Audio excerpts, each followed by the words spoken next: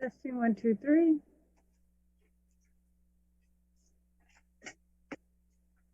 Well, I guess it would help if I turned the volume up.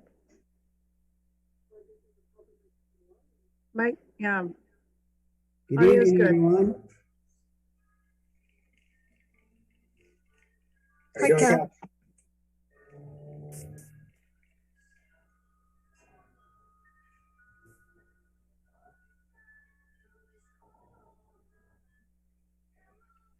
Is Tom there?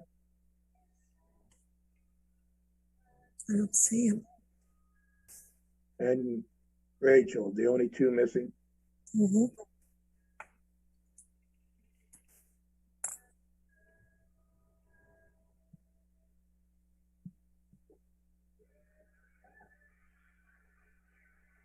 There's feedback.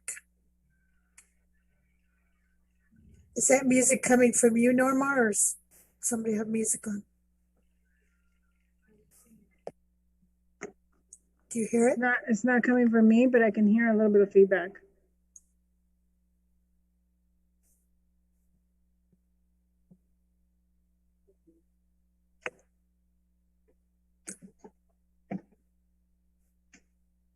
I'm going to start the recording, Mayor, so far. Let's see. Okay.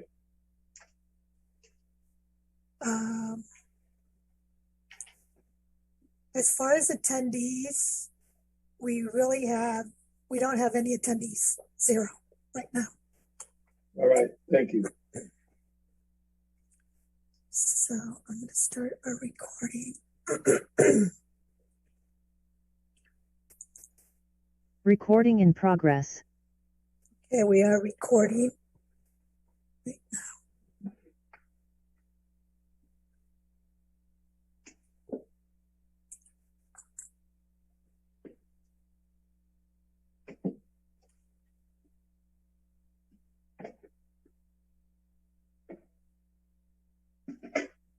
Join.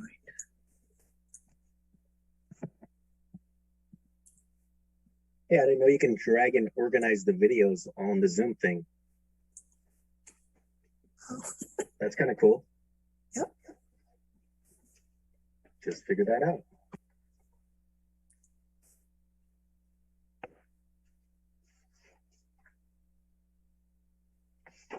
Guess that would be a good feature to have if I was a panelist. I'm going to start the meeting, at least by the opening readings, and we could go through the consent calendar and wait if we have to for Tom for some of the other items.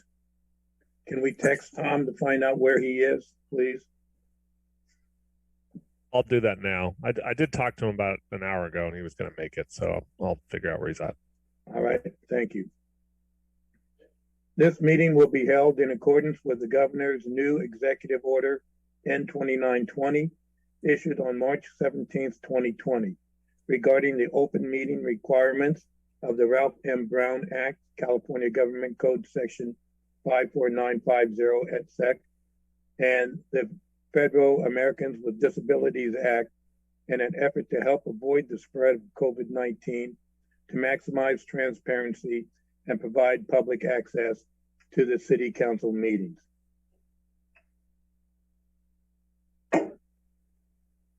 The City of Riverbank regular city council and local redevelopment authority board meetings are now in session. Today is Tuesday, June 8th, 2021. It is 6:01 p.m. Please place your hand over your heart for the flag salute. I pledge allegiance to the flag of the United States of America and to the republic for which it stands, one nation, under God, indivisible, with liberty and justice for all. Roll call, please. Council Authority Member District 2, Rachel Hernandez is absent. Council Authority Member District 3, Cal Campbell. Here. Council Authority Member District 4, Darlene Barber Martinez. Here. Vice Mayor Chair Luis Uribe. Here. Mayor Chair Richard D. O'Brien. Here. There'll be no changes to the agenda. Any council or authority member or staff who has a direct conflict of interest on any scheduled agenda item to be considered is to declare their conflict at this time. This is Councilmember Barbara Martinez. I have a conflict of interest with item 7.4-5. All right. And I have a conflict of interest on item 7.4-5. So we're going to have that.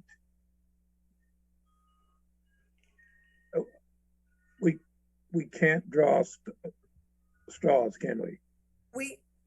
We have 3 votes, so we have a quorum. no, you only have 2 Rachel's votes. missing. Councilmember Hernandez just logged in a second. She's logging in right now, so we might be All able right. And so at that, That's right. that item will Sorry. be taken separately at the end of the consent calendar. Yes. Any other conflicts of interest? Seeing none, we're going to proceed to public comment. At this time, members of the public may comment on any item not appearing on the agenda and within the subject matter jurisdiction of the City Council LRA Board. Individual comments will be limited to a maximum of 3 minutes. Under state law, matters presented during public comment period cannot be discussed or acted upon. For anyone wishing to either speak at public comment or at any of our items, please refer to the last page of the agenda for the public comment procedures via Zoom. Annabelle, do we have any public comments? Mayor, there is no one wishing to speak, and we did not receive any written comments. Annabelle, did we receive one from Linda Silva? A written comment? Are you asking? Yes, I believe that you were going to read it or mention it. Oh, I'm sorry. I'll That's correct. paraphrase that. That is where the Christian food sharing has been given a lot of support by Food Max and O'Brien's Market. And just praise those 2 organizations for the fine efforts they've had in lending hands to their needs and the needs of the community. And Linda, thank you for those kind words. Mayor, if I can interrupt you there, it was Winco Foods, not Food Max. Winco Food, thank you very much. I don't know the difference between the 2. Sorry about that. Okay. Thank you, Mayor. So we're going to proceed on to the consent calendar. And Rachel, for the consent calendar, we're going to not consider 7.4.-5 until after the end of the consent calendar due to conflict of interest. Consent calendar consisting of item 7.1, waive readings, item 7.2, approval of May 11th, 2021, City Council and Local Redevelopment Authority Board meetings minutes. Item 7.3, approval of May 25th, 2021, City Council Local Redevelopment Authority Board minutes.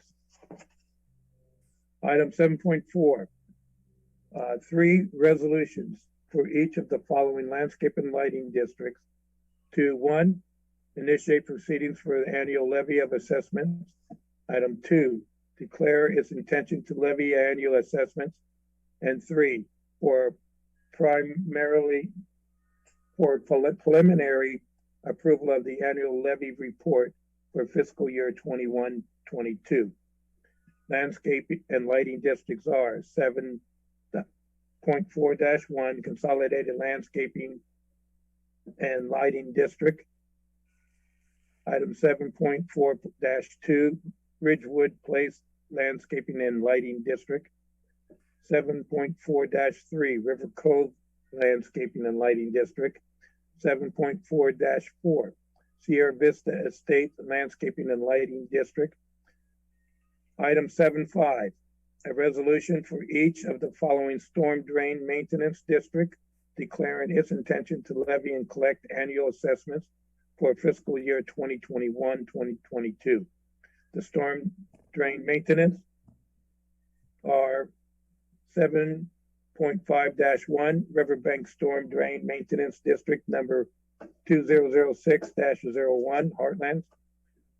7.5-2 Riverbank Storm Drain Maintenance District number 05-01 Sterling Ridge. Is there anyone wishing to pull or make comments on any of the consent calendar?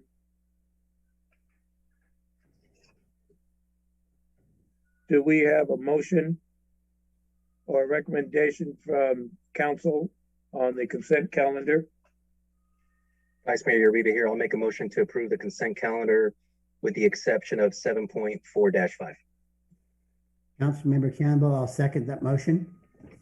We have a motion to approve the consent calendar by the Vice Mayor with the exception of 7.4-5 and a second by Councilmember Campbell. Roll call, please. Council Authority members Barbara Martinez, Yes. Campbell, Yes. Hernandez,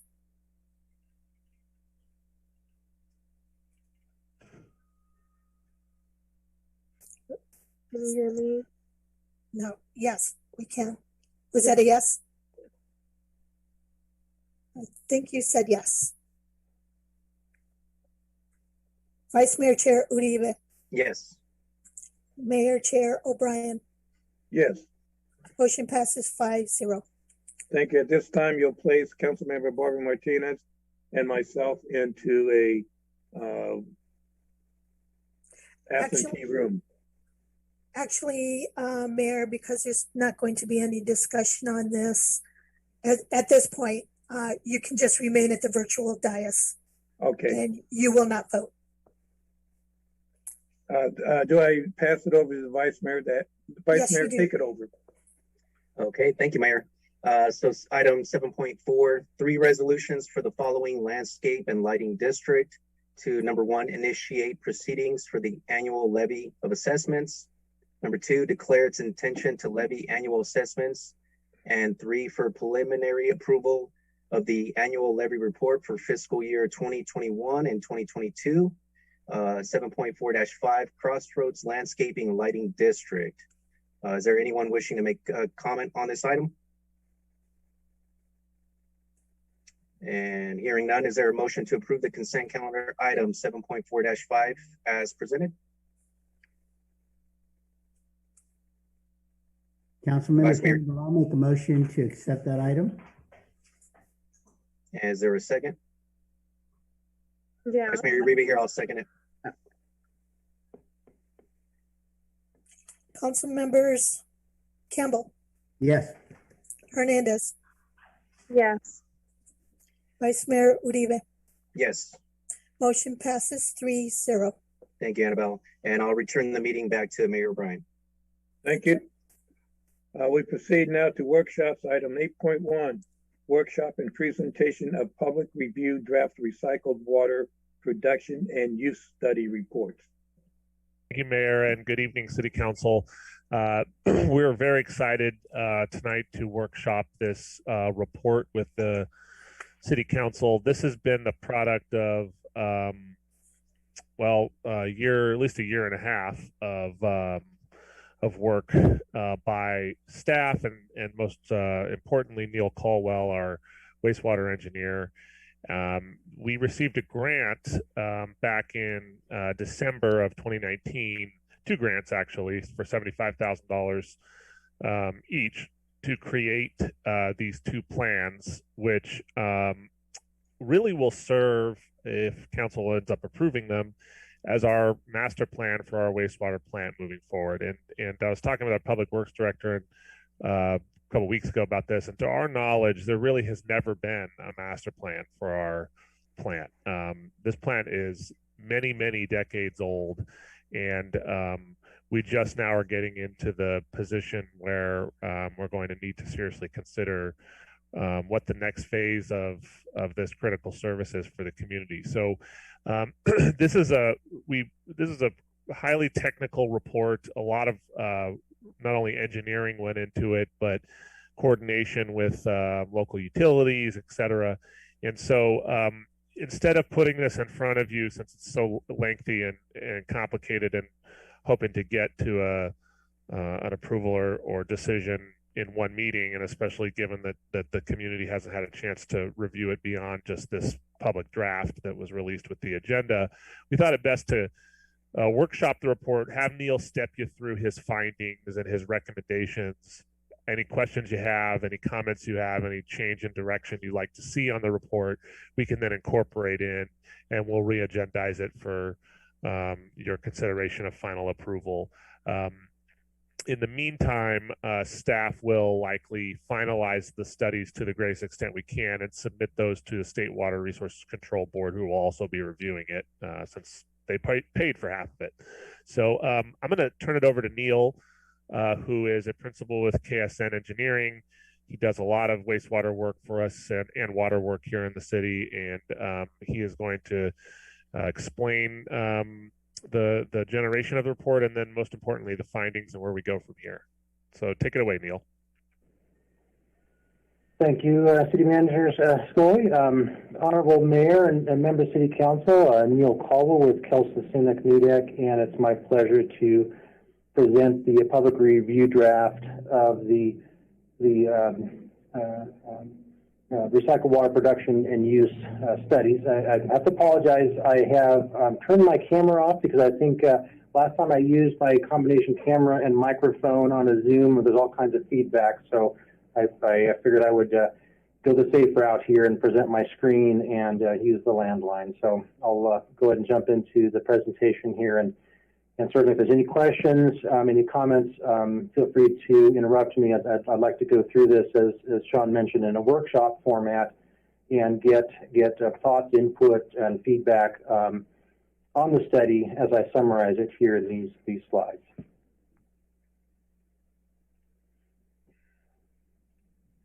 So Sean covered most of this background here, but just to recap briefly, this project here entails two studies, two separate reports that were funded in part, about 50% of the project funding, report funding coming through the State Water Resources Control Board and their water recycling funding program, two agreements, number 8438 and 8439. Again, funding 50% of the project. Funds are nearly 50% of the project funds at $75,000 each. So this has been a great opportunity to allow the city to evaluate some of these future alternatives and its roadmap and future for wastewater facilities and potential for recycled water use. Now, overall, the studies evaluated or assessed really two components of this recycled water opportunity. One is evaluating the production of recycled water. So that's taking wastewater that's generated within the city, treating it to certain levels so that it can meet criteria for being reused, recycled, and then evaluating the potential market and locations for that recycled use in close proximity to the city. As part of the recycled use area study, we did evaluate the potential market for the use of the recycled water. Two primary components that we evaluated within this. One is to partner with the South San Joaquin Irrigation District with the potential for SSGID to receive recycled water and distribute that to various users within their service area. As an alternative or companion part of that element, we also looked at and evaluated the potential for making direct deliveries to growers in close proximity to the city's wastewater treatment facilities. Once we evaluated those facilities, alternatives, options, capital costs, operating costs, we prepared that in the two draft studies that you have as part of your packet. We have completed, since the publishing of those two draft studies, the economic analysis associated with those alternatives that supports a positive finding regarding positive net benefit of the project economically, and we'll incorporate that into the subsequent draft documents as well.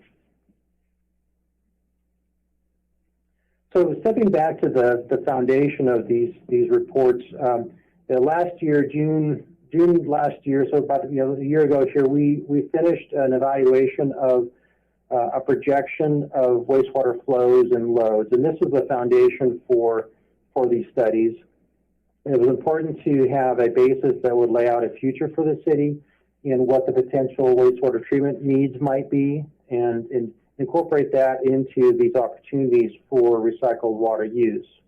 And what we did is we evaluated this on a 30-year planning horizon. So we made projections on what the growth in the city may be, evaluated that in the context of existing and planned development, made sure that our projections were consistent with that. It ultimately anticipated a future 30-year wastewater flow of just under 2.3 million gallons per day. The city's current average dry weather flow, or average summertime flow in the wastewater treatment plant is just about 1.6 million gallons, so a little bit more than a 40% increase in the current flows is what we're projecting. And our facility sizing has been based on this future projection of wastewater flows. As we evaluated the flow needs for future facilities, we assumed that the current level of industrial discharge would remain fairly consistent as it has in the past several years. So I didn't assume that would decline nor dramatically increase. And looking at the city's facilities, this figure here provides something of a guide to the major components of the system as we evaluated them.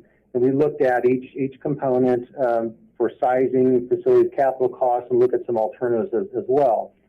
So these facilities, when we prepared the alternatives and evaluated sizing and costs, we were consistent with the flow capabilities, make sure that each of these accommodated this future 2.29 million gallons per day. Some facilities need to accommodate higher flows, that maybe a peak month flow or a peak wet weather period flow that may be higher, and so sizing of some of these facilities accommodated these higher flows that may come in at certain times of the year. But generally what we did is we started with the city's collection system, again projecting what the wastewater flows may be in a 30-year time frame, evaluated what we call the headworks component of the wastewater facilities, some improvements that we needed to that to accommodate these future flows. A lot of discussion on the secondary process for treatment alternatives. We looked at 3 different alternatives in this realm here for really the replacement of the existing treatment process to come up to a higher level of treatment, both to accommodate recycled water as well as to meet some water quality objectives. In our study, we anticipated a continued use of much of the city's existing percolation pond, significant benefit coming from that continued use. I'll go into that in a little bit more detail here in a moment. We did also look at conversion of some of those ponds, though, into seasonal storage, which would allow for, over time in the phased approach, allow for enhancement or greater capture of this resource for recycled use. These facilities would operate in conjunction to provide for seasonal disposal, seasonal storage, and then treatment to certain levels that then would feed into what we call our tertiary treatment process. Tertiary treatment process, this is really where the recycled water component comes in for most part, and in this case, we're including filtration and disinfection to get to one of the highest levels of recycled water production, allows a fairly unrestricted use of that recycled water on a variety of uses, and particularly in this case, your crops, food crops even, for that level of treatment. To allow for this treatment process to function fairly consistently, meet irrigation demands, we also plan for some operational storage for recycled water up to about 1.8 million gallons, allow the tertiary treatment process to produce recycled water on a consistent basis, and then deliver water under peak flow conditions, peak delivery conditions to recycled water users at a peak flow up to about a little bit more than 4,300 gallons per minute. So this overall gives you a sense of the facility's elements and their interaction as we evaluated them. Now, looking at the city site, this shows a concept for where some of these facilities may be constructed. The green area here, this shows the percolation disposal facilities that we would anticipate the city retaining to provide some benefit for continued land disposal in certain cases. We might have a portion of the existing treatment ponds here shown in this portion of the green area being actually converted to percolation disposal, and these are some concepts that may come into play. For seasonal storage, the light blue areas here, two existing ponds, would be used for seasonal storage, and we've evaluated that in a phase program where the ponds as they sit right now would be used under a phase 2, and then they would be expanded both by deepening and then providing some liners and then to provide for future seasonal storage. The existing wastewater facilities shown in this yellow area, which includes the headworks, the influent screening portion, this would remain largely as it is here, and then secondary treatment components may occupy one of these treatment ponds or may occupy space here just north of the yellow area for the new secondary process. And then adjacent to that, we would have our tertiary filtration disinfection system, and then adjacent to that, then recycled water storage and booster pumping. So this is how we saw a use of this site in the future generally. And then these details of where these facilities would go specifically can be refined in the future. As we look beyond the wastewater treatment plant site for the recycled use area, we focus on potential users north of the Stanislaus River. And we evaluated this, as I mentioned before, in two contexts. One is to look at a broad perspective within SSGID. Could there be users that may use recycled water? One area could include this area here in the green, which is part of SSGID's current service area, or potentially even further downstream in SSGID's main canal. So that's one area we looked at. Second area that's covered by the parcels here that are shown in gold and yellow were parcels more in close proximity to the city's wastewater facilities that may be candidates for more direct delivery of recycled water. So we evaluated these, had a outreach process, contacted landowners, got initial response back and some interest, and the interest here is shown by the parcels shown in gold. A total of about 704 acres potentially interested in receiving recycled water. Hey Neil, just a quick follow-up. Are those interested parties, are they still interested? I know we reached out to them, I think it was July of 2020 that we followed up with them recently. Still interested, and that would be a next step here to get these draft reports. Wanted to get this information certainly in front of the city council before we got too far ahead with some of the details, but that would be a next step here. Vice Mayor Riva would be to follow up with them. Still interest, certainly by the party that's right adjacent to the wastewater treatment plant. Still interest there. So at this point, we would be getting these documents to them, following up with them on the details of what the program looks like, and reaffirm their continued interest. Thank you, Neil. So Neil, since we've taken this topic of the agricultural use of the water. I know one of the things about distribution has been the cost. As we make this a little bit more mature, can we look at using existing irrigation systems that are used by the landowners to distribute water to them, and then make it the onus on them for storage and redistribution to their crops? Sure. Yeah, that's one element. And when I go into the one of the alternatives for the direct delivery, I think there's some opportunity to reduce some of the piping there as part of the phase program. So we can certainly look at that.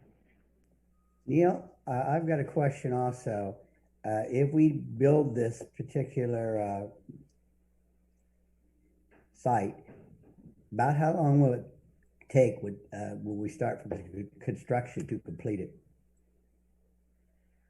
This is a fairly extensive program. At the end of this presentation here, I do have a projection of the time frame. So a conceptual time frame for pursuing grant funding, some other steps that I would anticipate. Grant funding is probably not going to be available to cover the entire project, so there would be some components that that the city would have to look at for possibly some debt financing as appropriate. So overall construction, I would say construction would be a 2 to 3 year time frame for funding, financing, design, probably another 2 years on that. So this could be a 4 to 5 year program as I'd anticipate. Thank you. Okay, so in the alternatives that we evaluated, this is a fairly long slide here, of course, I'll just step through it at the primary level. So for the headworks, we looked at using the existing facilities, making some modifications to those existing facilities, didn't really do an evaluation of alternatives because it's a fairly straightforward process there for increasing capacity of that existing structure. As we go to the secondary treatment process, we evaluated 3 alternatives within this assessment. When I made previous presentations to the council, we were focusing on 2 alternatives, alternative S1 and S2. We've added alternative S3 in the secondary process. This is one of the largest cost elements, both from a capital and a long-term O&M cost perspective. So we wanted to spend some time on these alternatives, make sure we had something that was both robust, but then that then had some economics to it as well. The first alternative is converting the existing ponds into using existing aeration system into an activated sludge type of process. It's called the biolac process. Secondary treatment alternative number S2 was to replace those facilities with what we call a conventional activated sludge process, and so that's large concrete basins with diffused aeration in the bottom, sludge handling, all that. Fairly common process, typical for medium to larger size utilities, wastewater facilities that use the conventional activated sludge. The new process that we integrated into this assessment is called an oxidation ditch. It's another activated sludge type of process. The structure on that is slightly different. The aeration type is slightly different. There's some more economics, both from a capital and particularly for a long-term O&M with the oxidation ditch type of process. It's very common for municipalities in the 1 to 2 to 3 million gallons per day range as well. For tertiary treatment, this consists primarily of filtration and disinfection. We evaluated 2 different types of filtration. One we call granular media filtration. It's a sand filtration. The other is a cloth disc filtration. That's a proprietary fabricated system that uses big cloth discs for the filtration process. And then we coupled those up with 2 different types of disinfection technologies. One is using this UV disinfection, so ultraviolet disinfection. That'd be through a UV tubes, so water would pass through and pathogens would be destroyed through that process. It's commonly used, doesn't leave residuals, doesn't have disinfection byproduct issues with it, but it's more energy intensive. The other one is a form of chlorination, so using chlorine, in this case of free chlorine, for disinfection. Free chlorine has been used, or chlorination has been used for more than 100 years. Very well known, very robust, but it does have chemical usage and does tend to form some disinfection byproducts that long term there could be some concerns with those. We evaluated each of these in various combinations. Under item 4, as I mentioned before, we evaluated recycled use options really in 2 primary approaches under D1 to D2, so direct delivery to landowners and then delivery to SSGID, with D3 being a phased approach to maybe start off with directly delivered to landowners and then incorporating SSGID as a future partner. So looking at the alternatives with facilities component, this slide here summarizes the headworks improvements that we anticipate to be needed to meet future flows. The existing influent channel consists of a primary channel and a backup channel. That structure is in fairly good shape. The existing grinder and screen system has been in there for quite some number of years. It's getting near the end of its useful life. So under the improvements we'd anticipate for the headworks would be to replace the existing grinder and screen system in the primary channel, and then construct or install a new screen and grinder in the backup channel, and actually those would both operate in parallel, so they would normally operate to meet average flows, and then peak flows would go through both of those. Screening is more important with the activated sludge process than with the pond process, just because they're more finicky, more sensitive to floating material causing problems with the operation. So it's more important to have robust screening as part of the headworks operation. Item number 3 would be to relocate the current process that the city has for its vacuum truck equipment. This would be a new Vector truck dump station upstream of the grinder and the screening systems that would allow the regular cleaning of the sewer system, which has material that gets pulled out of that Vector truck to go through the grinders and screen. And so that would be improvement upstream of the influent channel. And there would be some additional piping modifications and some controls and instrumentation modifications as well to that. So overall, anticipating the capital cost for this set of improvements about $1.8 million. Annual operating costs about $16,000 per year for power and maintenance of equipment. And then overall projected 30-year net present value for this component, which we use the net present value projection to evaluate the alternatives. It's more important than the subsequent sections than this one necessarily, but a 30-year net present value of a little bit more than $2 million for this set of improvements.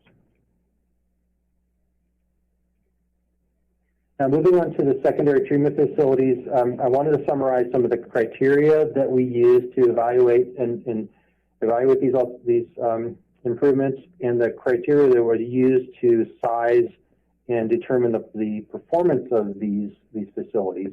Number 1 is to make sure that we have facilities that can accommodate the average dry weather flow up to 2.29 million gallons per day. We're also under number 2, making sure that we meet the oxidation and pre-treatment requirements that are required under Title 22 for production of recycled water. That's a component that's important. Number 3, which is probably one of the most important elements here, is to make sure that we evaluated and included in our process selection and sizing the ability to control nutrients, and in this case, particularly nitrogen.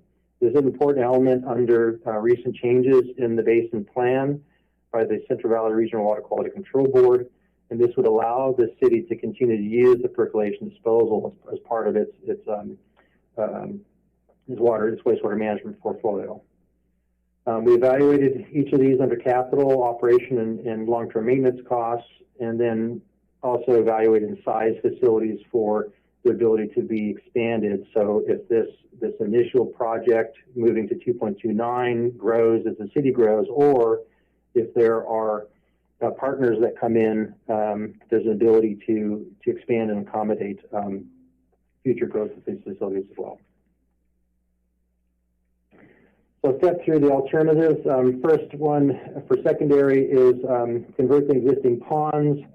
Overall capital cost we estimated at a little bit more than $20 million. Annual operating cost about $630,000 per year in this, and a 30-year net present value of $33 million. I'll go into the comparison here in just a couple of slides. Alternative S2, this is replacing the existing secondary process with a conventional activated sludge. Tends to be the highest capital cost, about a little bit more than $42 million. Higher operating costs as well, $750,000 per year, which results in a 30-year net present value of $56.5 million. Alternative S3, this is a new alternative. We evaluated oxidation ditch, which would be coupled with circular clarifiers.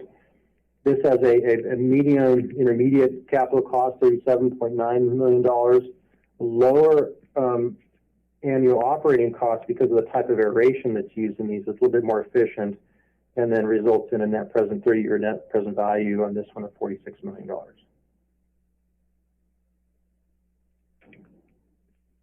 I'm going to move on to the tertiary treatment alternatives that we evaluated.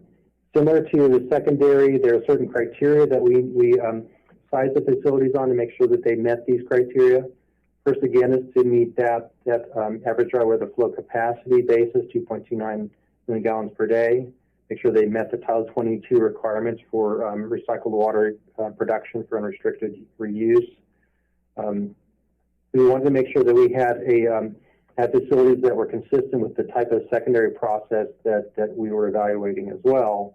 And evaluated again those based on capital, operation, maintenance costs, and then expandability for future for potential future growth.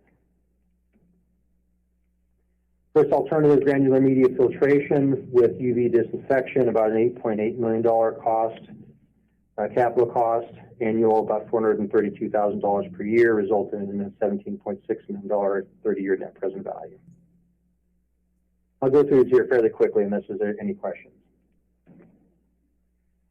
Alternative T2, this couples up that same granular media filtration with the free chlorination. Free chlorination tends to be capital costs a little bit more expensive, but at $9.9 million, the annual operating cost a little bit less, $382,000, which results in a 30-year net present value of $17.6 million.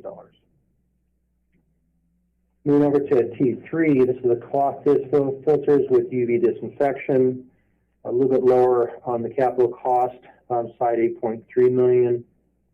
Operating with $410,000, net present value $16.6 million. Then last one here is combination of cloth disc filters with the free chlorination. Brought the capital cost up again a little bit to $9.5 million. Operating costs $360,000, a little bit less, and then overall 30-year net present value of $16.7 million. So this large table combines all that information together to allow us to evaluate on multiple levels, both from a capital cost, O&M cost, and then a 30-year net present value, each of these alternatives, considering the three different types of secondary processes and then the four types of tertiary process, either granular media with UV or chlorine or cloth filter with UV and chlorine.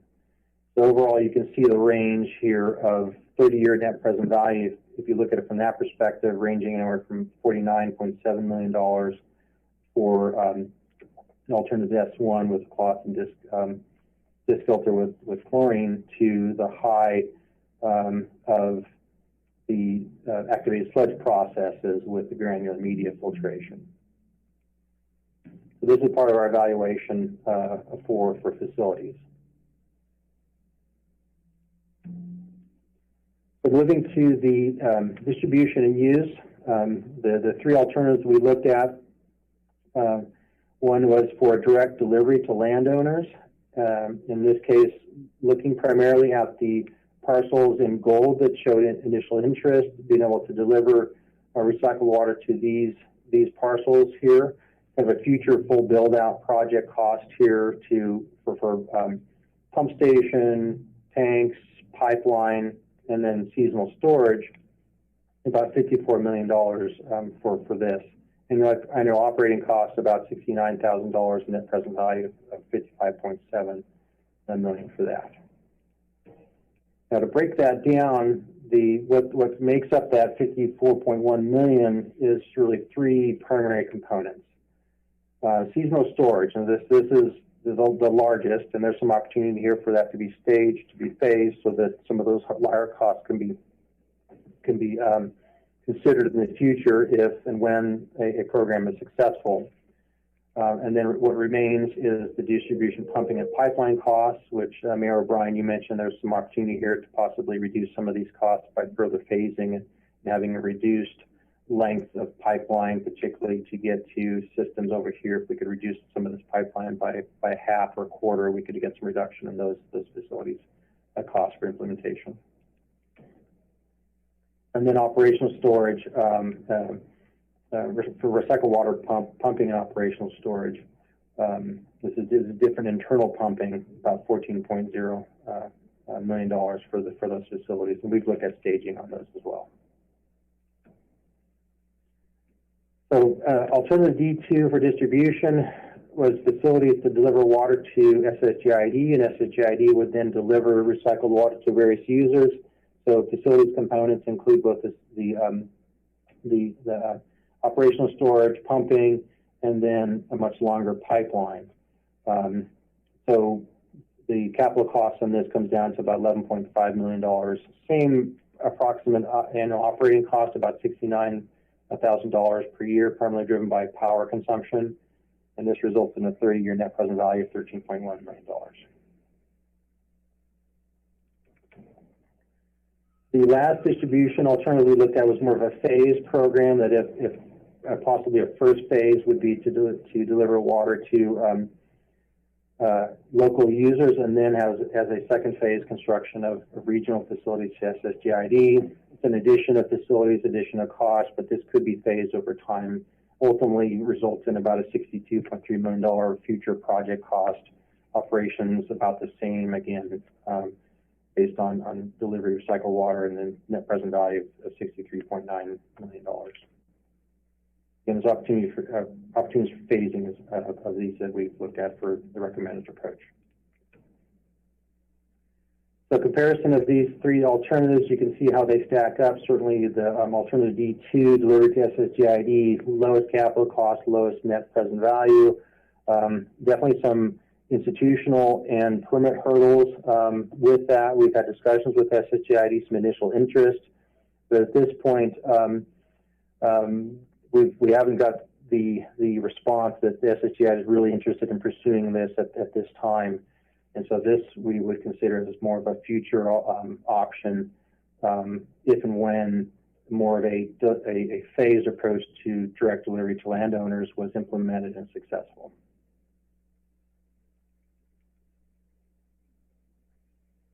So in evaluating these alternatives, we looked at the facilities components and costs. We looked at alternatives and opportunities for phasing, looked at project affordability, and primarily in the context of project phasing to look at the affordability elements of that. And in the end, have come up with apparent best project and recommendations for initial phasing of the recycled water production and use. So overall, in summary, this table summarizes those project elements. They're described in more detail in the two reports. It consists of these four primary components. Overall, comes up with about a $70 million project cost. Again, as Mayor O'Brien mentioned, there's some potential for ability to reduce some of the phased delivery to landowners project costs here down a little bit further.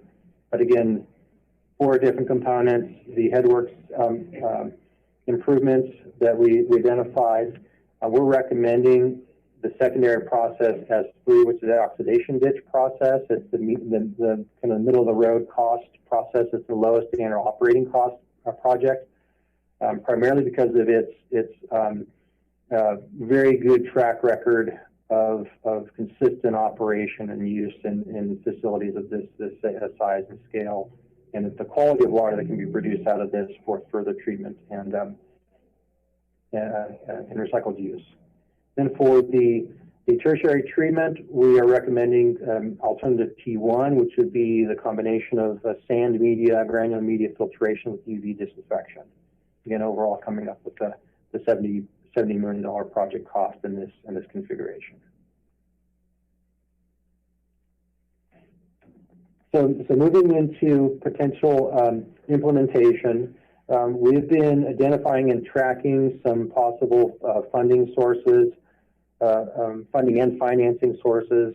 So we would anticipate that a project like this to be successful would likely move forward with some fairly substantial grant funding. The likely alternatives, likely successful alternatives for grant funding that I would expect would be under the Title 16 U.S. Bureau of Reclamation Water Smart grants, potential for up to 25% of project cost to be grant funded through this program, and then there's an option for loan financing for remaining project elements there too. The other likely or potential source would be through the Sustainable Groundwater Management Act Prop 68 grant program. This project has been submitted for possible funding through the San Joaquin, the Eastern San Joaquin Groundwater Banking Authority because of its location in San Joaquin County. So we're hopeful that that may move forward. Otherwise, other funding sources, State Water Resource Control Board, Clean Water State Revolving Fund, and the Recycled Water Funding Program is another likely source. Potential for grant funding up to 35% on that, and then some options for loan financing for remaining project costs. The other thing that I think is important for the city to be looking at and tracking right now is there's been several potential sources of funding for projects, both at the state and the federal level. Been tracking a little bit more at the state level through the governor's proposed budget and some activities by legislature to set aside money for recycled water projects. Still looking at how those monies may be delivered, if they're going to come through things like State Water Resource Control Board or DWR. Not quite sure on those, but there's possibility and potential for grant funding here near term that may be something that the council would, the city would want to consider more closely. So overall, we would anticipate, as I mentioned before, that a project like this would be funded from a variety of sources. We've done some analysis with some assumptions of a level of grant funding anywhere from 0 to 25%, kind of a middle conservative level of grant funding to evaluate what the economics may be. Beyond that, there's likely going to be a component that if there's a debt service element to a project that may have to be covered by user fees. And then over time, the potential opportunity for capacity charges to be implemented to recover capital costs for facilities and to bring debt down on a more rapid basis than if it was just under user fees. And likely for debt financing, I'd anticipate the city would be looking at some of the state or federal loan programs, or you could, if you wanted to pursue bond funding, but more likely than not, it would be on one of these loan programs that tend to be fairly economical. We have some scenarios that we ran in the report, and I've summarized them here just to give the council a sense of what some of the project economics might look like in terms of funding and financing. Again, these are all scalable to what the ultimate project is. So these are all based on that $70 million project. So Mayor Bryan, if we be able to phase that project and shave off, another $10 million or so of that based on phasing, then these numbers would all go down, of course. But this table here summarizes 3 different scenarios based on grant funding, anywhere from 0 grant funding. The city goes it alone and goes through a process to implement the project, up to where we've assumed a kind of a median upper end grant funding of maybe a quarter of the project cost. So including annual O&M costs, assuming a construction loan for remaining costs remaining that beyond the grant funding, and debt service on such a loan, and spreading those costs over the current billable units in the city. So it's about a little bit less than 7,600 billable units. And a billable unit is about equivalent to one single-family residential unit. You would see these types of base user rates per home, if you will. You can see the benefit, of course, of the grant funding, taking a project cost that would be about $44 per month with 0 grant funding down to about $36 per month. And this incorporates both the secondary and tertiary process facilities in this.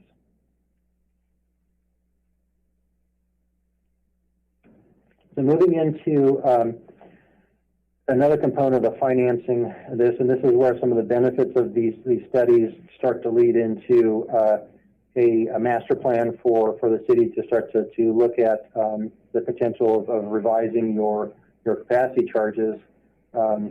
and charges for wastewater treatment and disposal capacity. This table here summarizes how we would take the project cost. Again, it's using a $70.4 million project cost. We would split the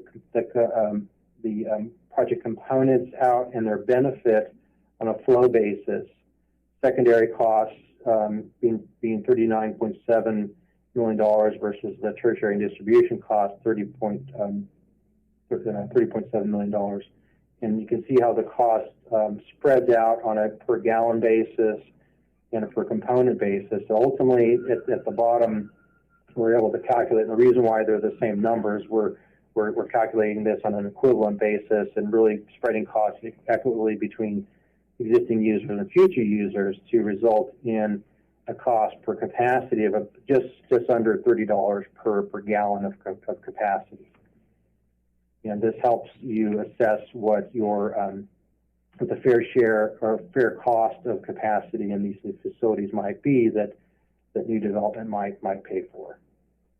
This table here summarizes that further calculation based on the types of residential users and their relative use of the system between different types of residential and non-residential users.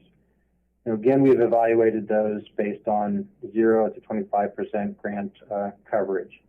So if we zoom in on one of the most common, medium density residential, the capacity charge, if you'd pay or charge for the fair share of these facilities, if there were no grant funding, would be a little bit more than $5,000 per single-family residential unit in the medium density zone.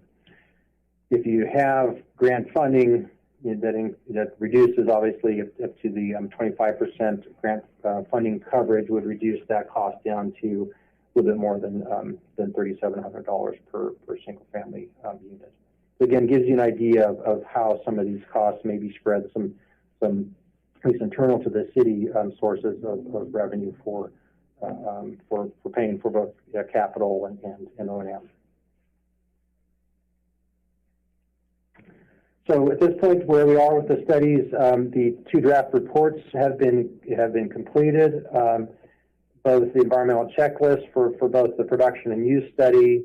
We've evaluated legal institutional issues, and that's led us to some recommended approaches here that have resulted in the recommended projects as I've summarized here.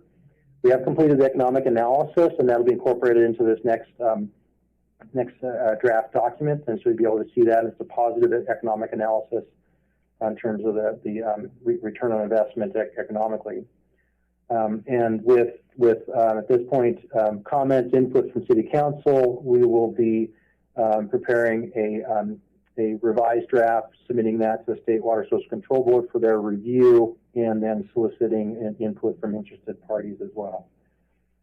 So with the last slide is a quick summary of some possible future steps, some time frames as the city may look at moving forward in implementation of the study into some facilities.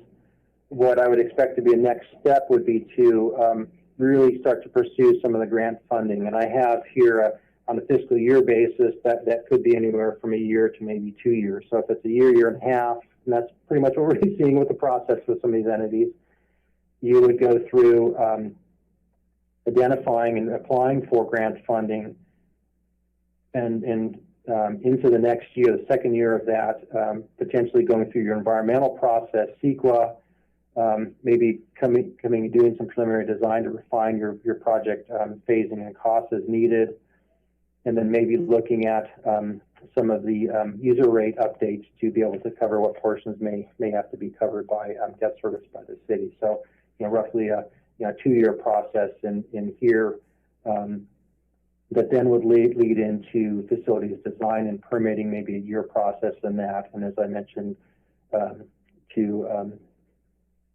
council member, facility construction would move on from there, possibly a 2 to maybe 3-year time frame. So this is an overall potential schedule for next steps in implementation. So at this point, if there's any additional questions, certainly would like to get input and in any further direction. Neil, I want to thank you very much. Very good. Your report. I have read the entire report. I don't know why, but I understood all of it. The user rate per month is between $8 and $10 at one of your estimates. I like that rate. There's some additional information. Every one of us have a tremendous amount of questions. So, Councilmember Hernandez, do you have questions or comments?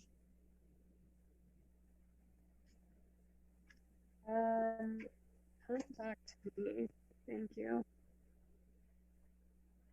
None? Okay. Councilmember Campbell. Yes, I've got just several questions. First of all, is there something like this that has been built already? And how successful has it been? So, yes, this is, there have been projects constructed like this. One of the most recent is a little bit different format than this. It's the North Valley Regional Recycled Water Project. And so that's a combination of the City of Modesto and City of Turlock. City of Ceres is involved in that program as well. And so in that case, they partnered with the Del Puerto Water District and have delivered recycled water produced from Modesto and Turlock to the Delta Mendota Canal, and they are now using that water in the Del Puerto district for recycled water use.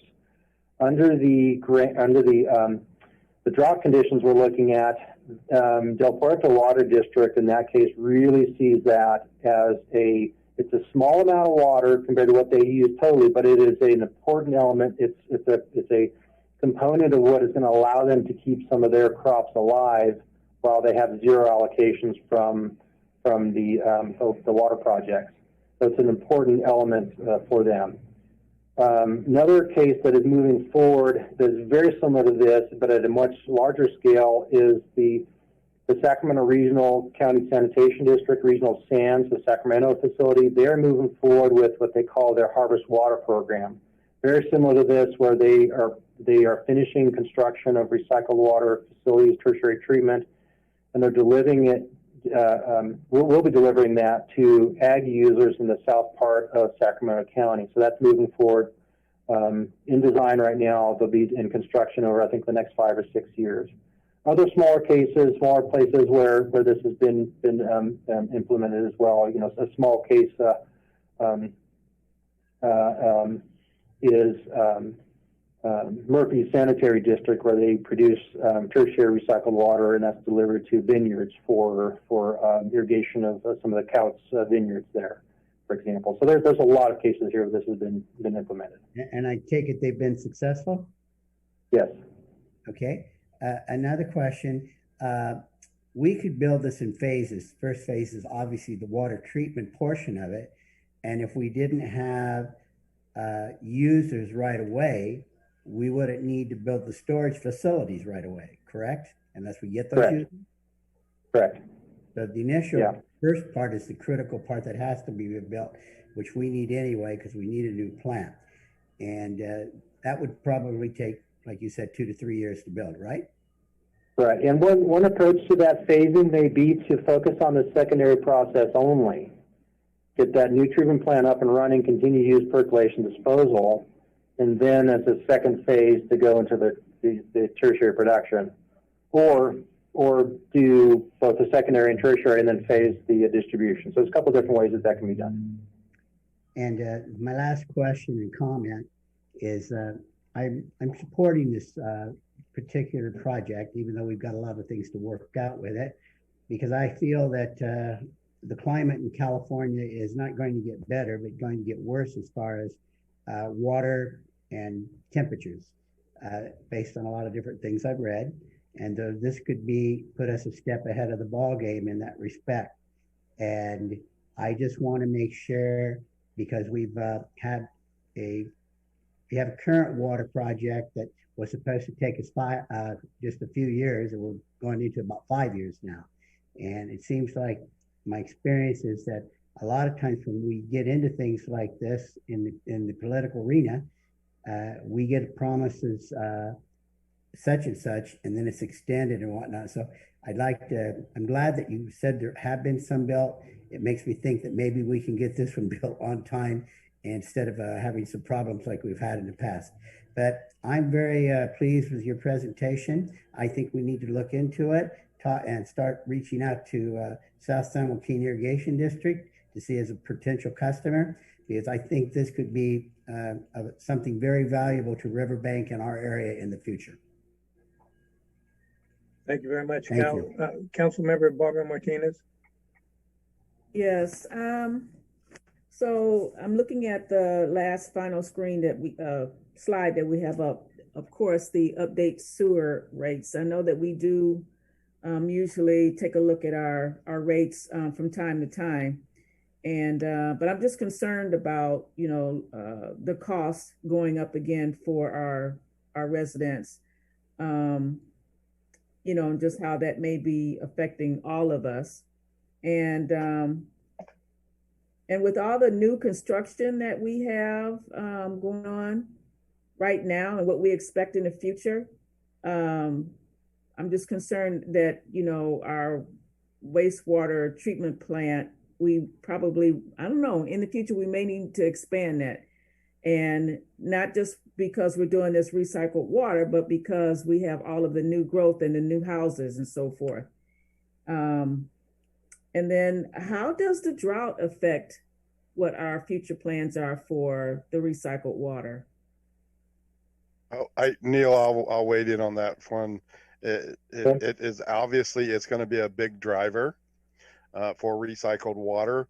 What typically will happen, and what happened in 2014 and 15 when we went through the last one, is that the regional board starts removing obstacles for recycled water and makes it easier for you to go that route, to be able to become some type of supply or water source. Now, as Neil alluded to, I was involved with the beginning portion of the Turlock, City of Modesto, and series supplying recycled water to Del Porto. And that was it was actually I think, Neil, and correct me if I'm wrong, it was probably the first big project in the valley to be able to supply water to an area that was, they have a very shortfall. Anytime they're dependent on DWR and the federal source for their water, and they tend to be low on the totem pole, so to speak. So their supply wasn't very sure. Although the water that is being supplied by Turlock, Ceres, and Modesto is, like Neil alluded to, not a large amount. It is a sure amount. So when you get to that aspect of it, it makes things a lot more palatable. When you start talking recycled water, it becomes a lot more that you'll see people seeking it out, which obviously makes it a little bit more easier for us to go ahead and do this kind of stuff. I'm not going to sit here and say that we will be able to make money off of this project in order to pay for itself. That it just doesn't happen. But we do get to the point where we're controlling our own destiny. And I think that's been one of the mayor's big drives and the rest of council's big drive here. And one of the things why, when we first went into this, that I wanted to be able to come out of these two grants to have the ability to have a master plan for that treatment plant, because nothing existed. And that treatment plant, as you all know, is getting long in tooth. And the type of process is really a thing of the past. And eventually we'll get pushed by the regional board to get to secondary, tertiary, regardless of what we want to do. Yeah, and if I can add to that, I agree with you, Michael. So there's a couple of opportunities. One, as I mentioned, is some of the funding that's been discussed here recently, and possibly being able to tap into some of that here near term, or at least apply for it. And that's coming through in part as a result of drought conditions. One of the aspects of being a city on the east side of the valley is that your local, our local irrigation districts are really in good position with their water rights, so they do not get affected as much as those water users on the west side of the valley. So your SSGID, your MID, your TID have very senior water rights, and so they get less effective, but they are getting more and more effective. What I would anticipate is a future potential for a project like this is the ability to do wheeling of available water. So if through partnerships, say with SSGID, the city were to deliver water to SSGID and free up fresh water that SSGID may have, that could be wheeled to Del Puerto, for example. And out of that process, fairly convoluted. It's hard to pin it down at this level, but it becomes an opportunity if you have these facilities in place to be able to have negotiations, discussions with people like Del Puerto on that potential. And I've sat in discussions with other clients with Del Puerto who is looking for those kinds of waters now when they're available, so the city could position itself to be in that position in the future, and then possibly develop that into longer term agreements so that some of the costs are defrayed through that. Thank you very much on that, Neil. Darlene, do you have any more comments, questions?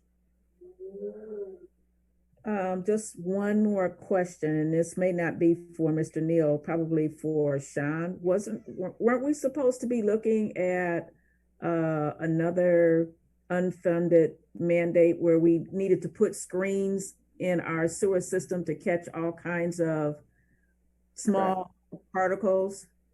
Yes, some of that's been done, but there will be more as it relates to making sure that even the smallest particulate matter doesn't go down our storm drains. But that's we don't fund any of that effort out of sewer because that's all storm. So that's primarily been a general fund obligation. And it should be a stormwater obligation for the entire city. Vice Mayor, comments, questions? Thank you, Mayor. Neil, great job on the presentation. So I know you said the economic analysis is in the works, but I was hoping to get maybe a sneak peek on any data for the direct delivery to growers. Do you have any type of data there? The economic analysis really does a cost benefit and looks at it being positive where the benefits outweigh the costs. And we look at it from the direct delivery perspective, and it's a positive outcome. So the benefits do outweigh the costs within. And we use that, again, that 30-year time frame. I don't have the specifics of that to tell you what the return on investment is, but it's on the positive side. That positive economic cost benefit analysis just gets stronger if we look at additional phasing of these facilities. So, at the level that we have at the $70.4 million project, it is a positive overall economic outcome. Okay, thank you. And I don't really have any other questions, but I would like to hear from Michael, our public works director. As far as the S3 and the T1, why is that the best option? And this is a $70 million investment we're potentially about to move forward towards. So I'd just like to hear your opinion on why that's the best recommendation right there. Okay, so when we initially got into this, me and Neil sit down and we did some brainstorming to try to look at. We didn't want to come in here with half a dozen different selections because I mean, wastewater treatment plants like an automobile, right? You can build a Volkswagen or you can build a Cadillac, and you can build it with several different options and this kind of thing. So when we initially started looking at this, we went to the extremes on both ends and then tried to find that middle road. Now the middle road ended up being the oxidation ditch, which is an activated sludge process. And the reason why we got there is because it's obviously more expensive than our current process using the biolac, but I'm not a big fan of the biolac. It's less expensive than using a conventional activated sludge. However, it is very, very good, proven technology and has been around for a while. It's fairly straightforward. It's very simple we could put in a single oxidation ditch to start, And then as we go down the road, we could leave enough footprint where we could actually drop in another ditch, or we in the industry call racetracks. And it's really easy to expand it, and it's not really expensive. I mean, it's not cheap either, right? There's nothing cheap nowadays when you're looking at a $70 ticket. But I think in totality here, this is a treatment plant that will take the city of Riverbank down the road for a good 30 years without any issue, and with the type of technology that we're looking at and trying to do here. And then if we do in fact move into the recycled water realm, which sets us up to be in a very good position in 20 years. My goal here, Vice Mayor, was to try to put the city in a decent position in the time that I have left to make sure that the wastewater treatment plant is focused on, because like I said, we're currently using a very old system, very outdated technology that has its issues. And we all know that we have a lot of new dwelling units coming forward. So we obviously will have to address the capacity issues as we go down the road. And you certainly want to have a roadmap to do that. And that's what this does. Thank you, Michael. And I was going to ask you about the TR6, but you covered that this morning. That's all I got, Mayor. Yeah, we don't want to go into the realm of BS, right? Thank you very much, Vice Mayor. I have a couple comments. No real questions. Neil, I appreciate what you've done, the presentation, the report, and I believe we went to the UV.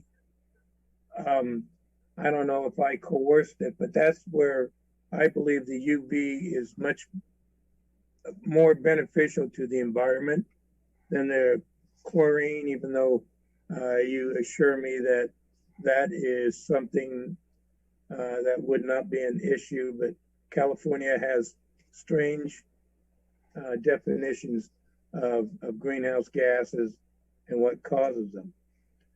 But we just, you're projecting a lot of our gains or costs on a 7,500 or thereabouts units for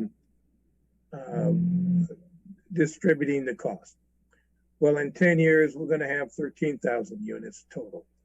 So as those develop, yes, operating costs are going to go up, but overall cost per unit will go down.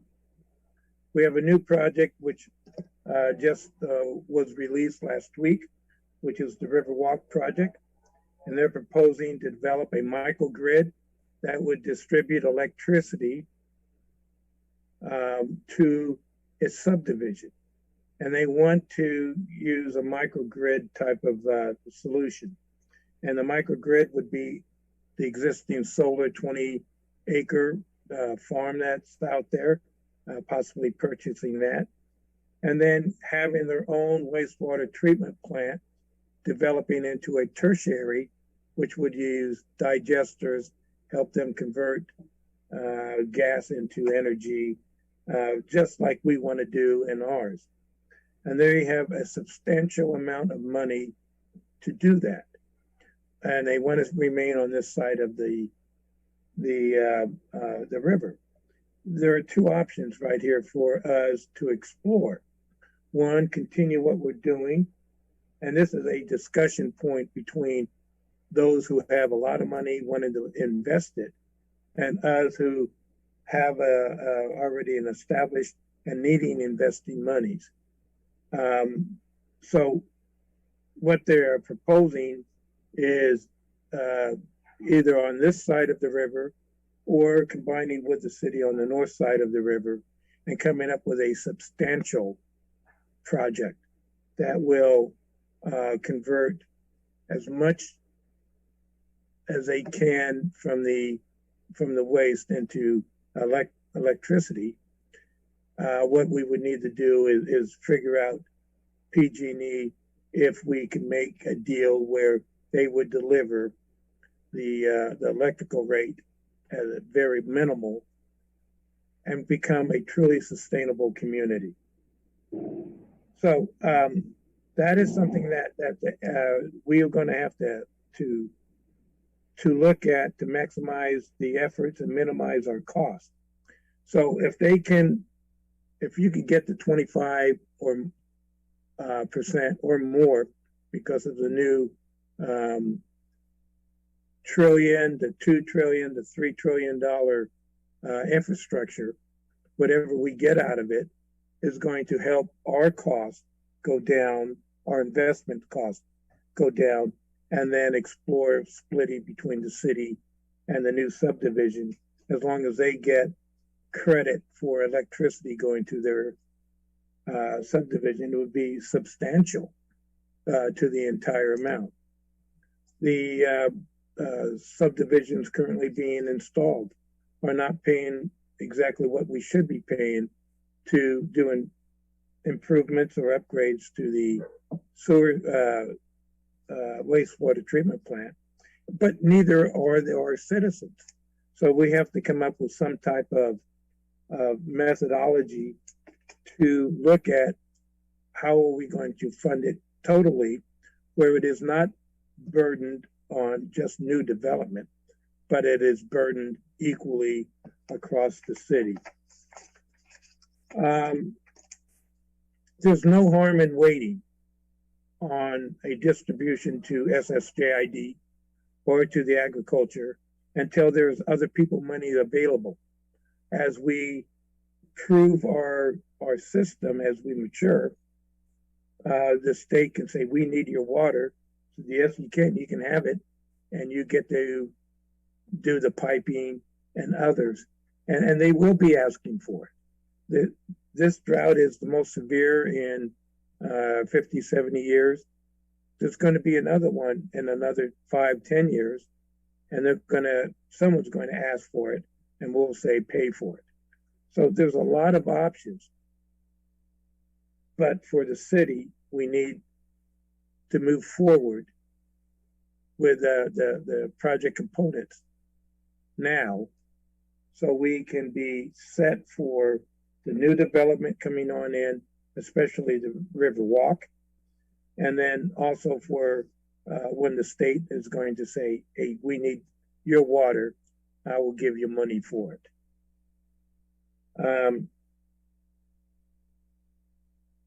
And Neil, your estimate increases in user rates, is that germane, or have they changed since the report was published? Those are the same. I think what you're seeing is, and it's a little bit of a nuance with the two reports, is we separated out the cost between the two. So if you look at the production report, which has the treatment component, which is the larger portion of the cost at that point, there's some additional costs, and that's where my presentation, I do combine those two cost elements together in, let me see if I can get to the slide here. This has both of those costs together here. So it would be the $10 to $8 plus the remainder is the secondary process costs that come into play. Right. So if we could get down to the 25% grant funding, that's probable, very probable. Right. Maybe more in the future, and then divide it between the new subdivisions and the current users. That increase could be halved. Correct. Yeah. So this assumes that you're taking that remaining that portion of the cost that's not grant funded, and that's all debt. So any amount of debt that any amount that you're able to reduce that debt, upfront contributions from new development or other sources, even reducing the project costs or phasing, then that has a positive impact on reducing the resultant debt service component. Okay. Thank you. The increase is substantial if it's at $36 a month, but if it's at $18 and it's over a 30-year period, I think that is sustainable for all of our residents, especially if we have some abilities to help those who can't afford the increases. Annabelle, Neil, again, thank you. Annabelle, are there any public comments? Mayor, there is no one wishing to speak, and I did not receive any written comments on this item. Okay. All right, I want to thank you again, Neil, and we'll be in contact. I hope the entire council is supportive of where we need to go, or there's alternatives of we don't go any further. So, and that's not only with your design and improvements, but in what we're trying to do culturally and economically for the city. But thank you very much. Thank you. Again, I appreciate the opportunity to present to the council. And Mayor, Mayor, before you move on, does council think it's appropriate? Because we're just kind of thinking about timeline. I think we have enough general feedback from council where Neil can put a kind of a draft final on his report, and we can get the state reviewing it. When would city council like to see this back for some sort of formal action? July? Is it possible in 2 weeks? Yeah, I mean, based on the feedback you gave, there's not a whole lot of edits we really need to make. You'd probably see a very similar report and document, but we just give you some options in terms of action. I mean, at the end of the day, only hesitation I'd have, Sean, on that is the comments from the State Water Board. I expect they're probably not going to get back to us in 2 weeks. I think they'll take a little bit longer unless we want to move forward. Well, so Neil, if they have substantive comments, that means we probably have to amend the report. Yeah. So then let's wait for them 2 weeks after the State Water Board's report. Yeah, that would be fine. And I also just like to mention to council that, you know, adopting this and picking a recommended scenario doesn't do anything to the rates today. I mean, a whole nother component of this process is us starting the 218 process and really kind of thinking through what the real impact might be. But I think Neil's point that, you know, we immediately start pursuing and seeing what kind of opportunities are there for grants is a good idea in the short term. So we'll expect this. Hopefully we can talk about this during a strategic planning session. Yep. Okay. All right. Well, thank you very much. Neil, thank you very much. Thank you. Yeah. Good evening.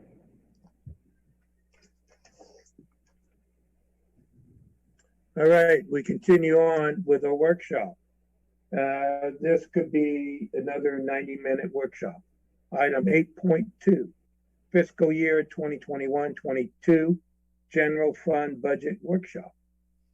Thank you, Mayor. So this is part 2 of our 2-part series and workshops, and we're going through the general fund this evening. This is really an odd budget year for us just because of all the strange things that have been going on and unusual trends we're seeing in revenues and expenditures. And so here to make sense of all of that is Maricela, and we have a few items after she goes through her general update that we're going to need some direction from you on so that we can finalize your 21-22 operating budget and get it to you next meeting for adoption, so we make our timeline, which would be July 1. So I'll hand it over to Maricela. Good evening, Mayor and City Council members. As the City Manager mentioned, tonight we have the fiscal year 21-22 General Fund Budget Workshop. As opposed to the last meeting where we discussed some of our other major funds, and our other major funds consist of those where the revenue sources are typically dedicated to a specific expenditure type. So the general fund is the city's primary discretionary fund. And by discretionary, I mean that the City Council has the discretion to allocate the funds in a manner that it sees fit. So generally, you will see sales tax and property tax and other what we consider general revenues that are not specifically allocated to another purpose or that City Council has set aside, such as public benefit, or that's mandated to be set aside by state law. So what is the general fund? We have, it encompasses expenditures that provide a variety of core municipal services to our residents. That does include parks and recreation, general planning and building services, our city manager and administrative services, and legal services as well. And so our general fund status for the upcoming fiscal year, and this is an estimate as always, but we do anticipating starting with the fiscal year with over a $4.1 million reserve. Projected revenues for the upcoming fiscal year will almost reach $1 million, with expenditures that are ongoing. So these are our base expenditures, just operating expenses from year to year, of approximately 11.4 million, with some one-time proposed project expenses of about $72,000. And so at the end of the fiscal year, taking into consideration our ongoing expenditures, those one-time proposed expenses that we're discussing today, and the possible addition of some other projects that we have for council consideration tonight, will end with a reserve of approximately 34%. Now, as City Council has dictated, there is a required 15% reserve.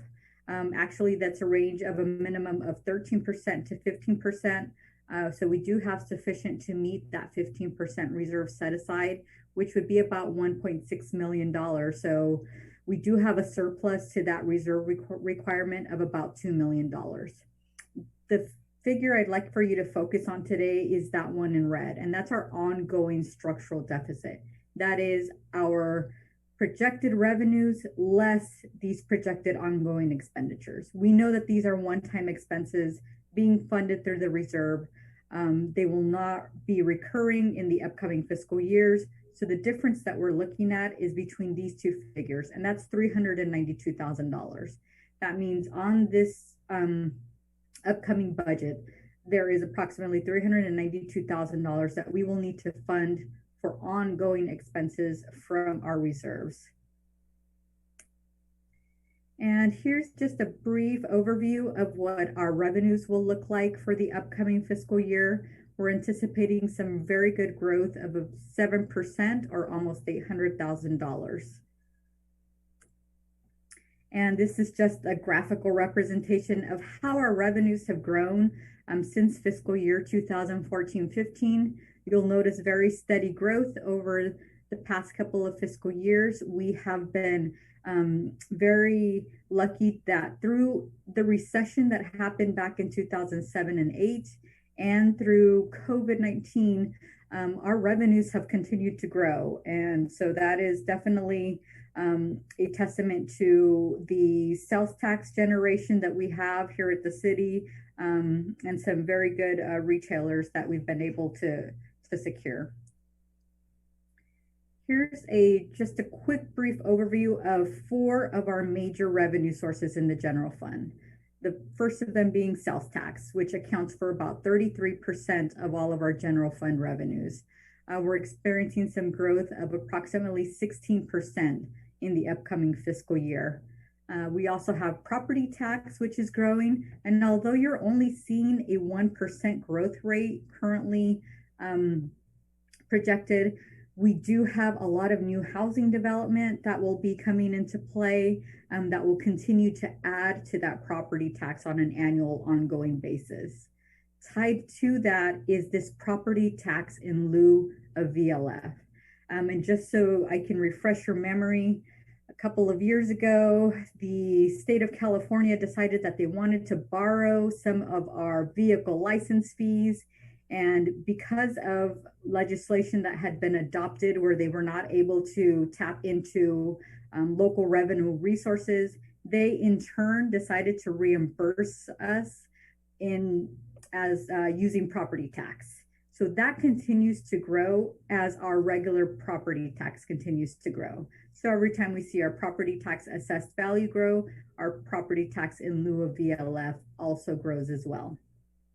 This last item is not necessarily an outside revenue source. It's mainly a reimbursement of administrative fees for our staff salaries. So for example, my salary is reimbursed by the sewer and the water fund, since I also oversee those funds on a day-to-day basis, as well as some of the other work that's done by city staff in funds that are accounted for separately, but that they work in as well.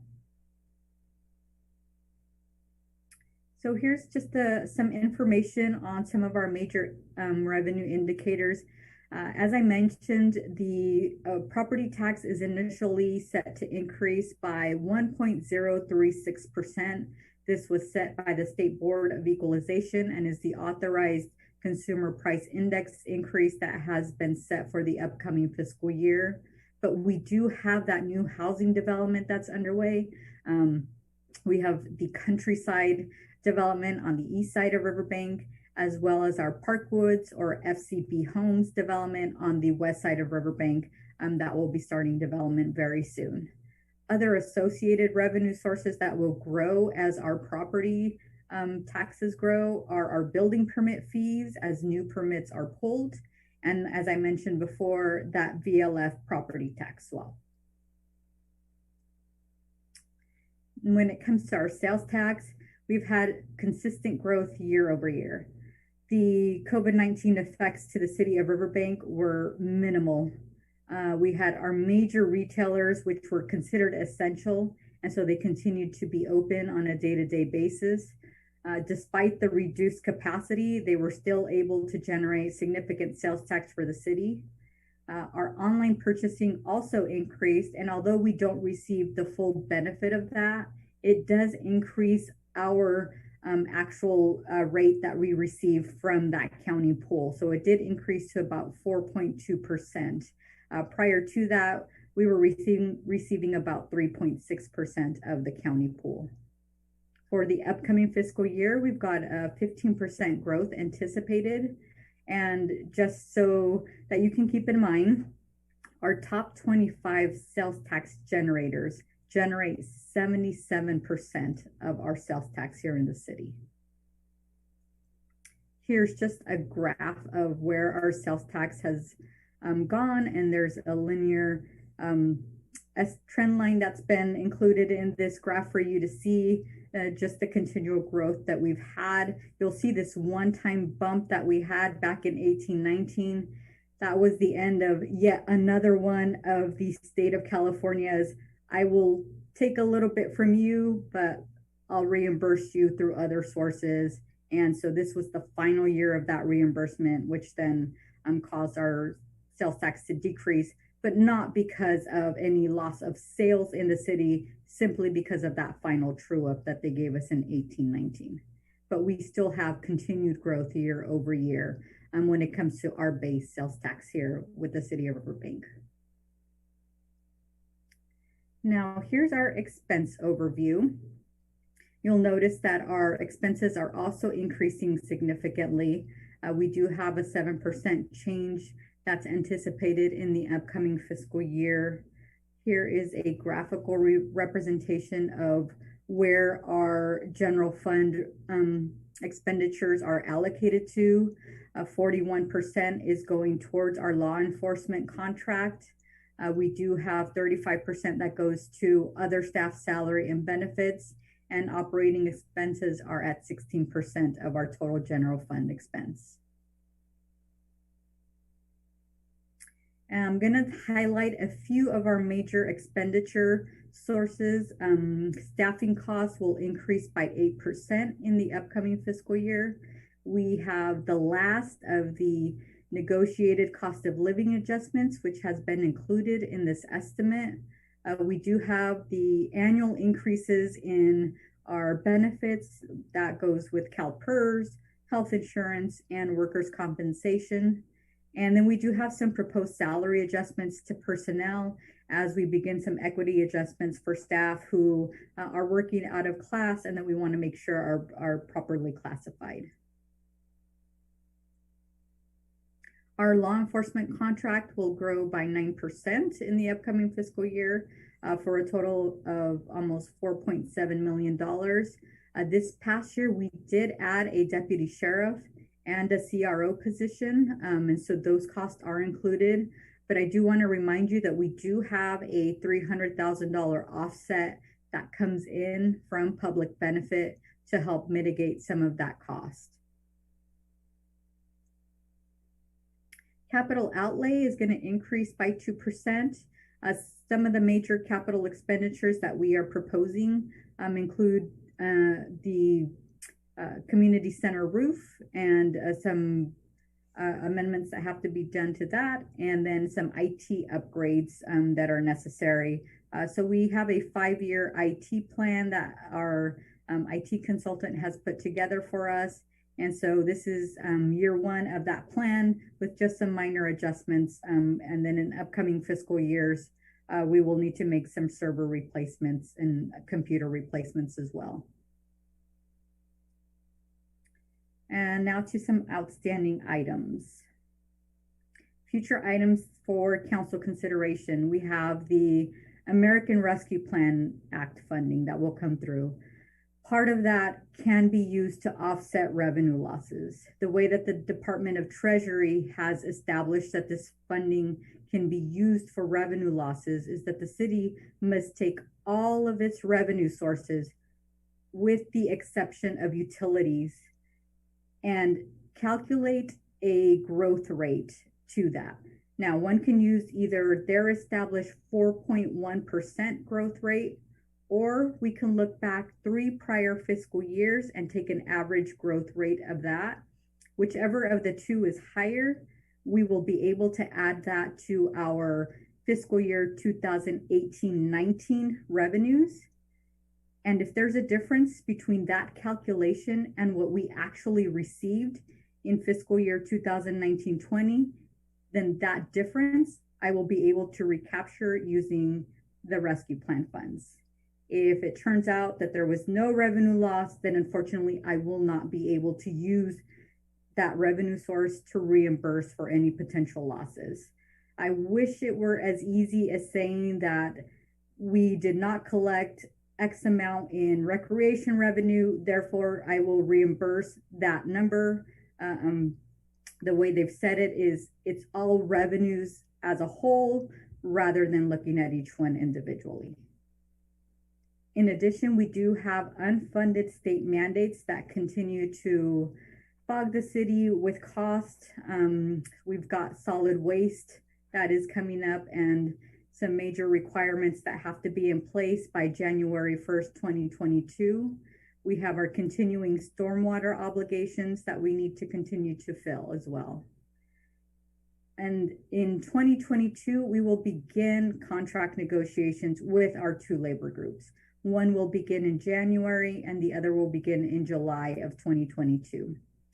We also have minimum wage that's going to increase as of January 1st.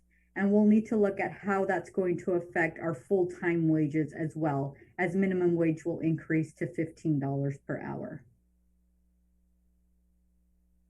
We have the continued need to fund a difference between the operating revenues that we receive in our gas tax fund and the operating expenses. Currently, that difference is about $117,000. We hope that some of the American Rescue Plan funds can be used for that if we're able to determine that there's a revenue loss that we can account for. But otherwise, the general fund will need to continue to subsidize that fund. The ongoing operations of our streets operations depends highly on that revenue source. And so we'll continue to have to watch that very carefully. And then the future of our CNG fleet. Unfortunately, as Michael has explained in other city council sessions, we do have aging infrastructure for our CNG, not only on the fueling side, but also in our vehicles. We have a number of vehicles that are in need of replacement. And so we are exploring alternative sources to be able to mitigate some of that impact of our CNG fleet. CalPERS is currently going through what they call their asset liability management process. They're making new economic assumptions. They're performing an experience study and looking at retirement and mortality rates. They're looking at their asset allocation strategy. All of that ultimately will result in impacts to the city's rates for our pension funds. So in November 2021, they're going to have an adoption of these new assumptions. And by the following July, we will have an estimate of what our potential rate increases will be. Lucky for us, CalPERS works a little bit behind when it comes to their assumptions. And so we won't see that actual financial impact for another 2 fiscal years after that initial adoption. But then also puts us on notice on what impacts we will have and what we'll need to mitigate in the future. And then these next couple of slides are items that we're gonna request council consideration on. Some of these Sean may need to jump in since he had some direct conversations with Chief Ridenour. The first is a staffing request for a sergeant's position. The budgetary impact is approximately $200,000 annually. This one has to be funded via the general fund. Unfortunately, public benefit does not have the capacity to fund that on an ongoing basis based on the current revenues that we're receiving and the current development agreements that are in place. So a couple of options that we have there. We know that the county tends to be a little behind when it comes to our personnel requests. So there's always the option to request but not fund until mid-year, and or approve the additional resources from the reserve. And I think I'm going to just jump in here and explain a little bit about the request. The chief is on vacation, or he'd be doing this, but he and I have had a number of discussions. Initially, the request when we're looking at a structural deficit for a position like this is generally something that we're very, very careful about. When I asked him to kind of articulate why, he explained that the way our police department works currently is that we have the chief at the top, and then we have below him 2 sergeant positions. Those 2 sergeant positions are basically supervisory positions that oversee whether it be the traffic division and investigations or whether it be patrol. Regardless of basically any staff under them, they oversee them. And so depending on the shifts, you have 1 shift a day typically that is not staffed by a supervisor. And so sometimes that's a graveyard shift, sometimes it's a swing shift. And the concern that the chief has mentioned is that, we have a number of newer officers, deputies that have been brought in, and they're doing a fantastic job. But those folks, just like all staff in any positions in any organization, need, supervisory assistance, and they need to be able to call those folks when they're on a difficult call in the field and need advice or are not really sure what to do in the hundreds of thousands of different things that may happen to them on any given day. And so he said from a safety and operational perspective, he feels that this sergeant position is critical. So I have talked with him about the concept of funding it, and just knowing that if the council were to fund this essentially out of reserves this year, we'd have to reassess, certainly at mid-year and certainly next budget year, whether it's something we can continue to fund in a sustainable ongoing basis. And he understands that. And certainly we would look at other options in the future if it wasn't something that we thought that we could continue to sustain. But were resources not a problem, it's a critical need for a growing city.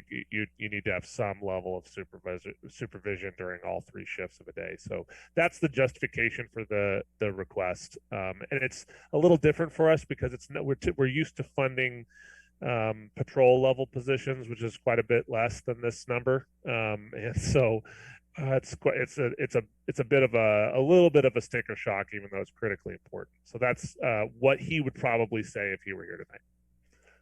And I'm going to add to that, Sean. There were a couple of patrols that saw an incident. They didn't know how to respond. They waited 3 days until the chief was available to discuss it, where it was actually an illegal or actually an offense that should have been taken care of right away. Had they had a supervisor to fall back on, there would have been a lot swifter action being taken, and probably something that would not have put the city in jeopardy. And I tell you, in today's environment, making sure that we have the proper oversight is important to prevent someone overstepping or, God forsake, some type of event that will cause a loss of life. So as we go through this is important. And if it's budgetary, maybe we should cut elsewhere, but seriously consider staffing this position. Vice Mayor, just a quick question. Do those patrol officers, were they not able to reach out to the county, or was just the county not available at the time during that incident? They are RPS, and they weren't sure of the incident, and they did not reach out to the county because it was in the city of Riverbank, and the county would have said, go to your supervisor who was not available. Yeah, I would just say that in general, not related to any specific situation, what's happening now is if you're on patrol at nighttime and you run into some sort of situation that you need advice or direction on, they will call the on-duty sergeant at the county, who will take the call and provide that service. But the problem we run into is that on-duty supervisor, let's say it's 2:30 in the morning, they're dealing with problems all over the county, in Newman and outside of Crow's Landing and way out in Waterford and Patterson, etc. So you may it's not the same sort of level of support, I think, as having a dedicated person that's in the office or out in the field with you. Mayor, I support what you said, and I think that if we get this new sergeant, it will give more protection and safety to our community and have the police force in our community be better served. Thank you. Sorry, Maricela, go ahead. No, this is definitely the feedback that we need and that we're requesting at this point in time. Everything that you give us today, we will incorporate into the final operating budget that will be presented to the City Council on June 22nd for consideration. So we do have a couple of other requests. These are considering the amount that we just discussed for an admin sergeant. $28,000 is not quite as big of a sticker shock, but it is just some upgrades to our police services building.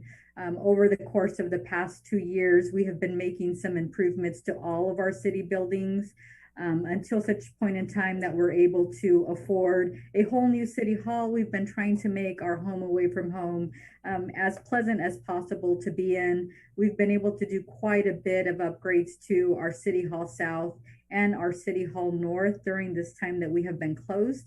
So we hope that when members of the public come back into our offices, they'll be pleased to see some of the changes that we've made. But would also like to do the same for our police services building.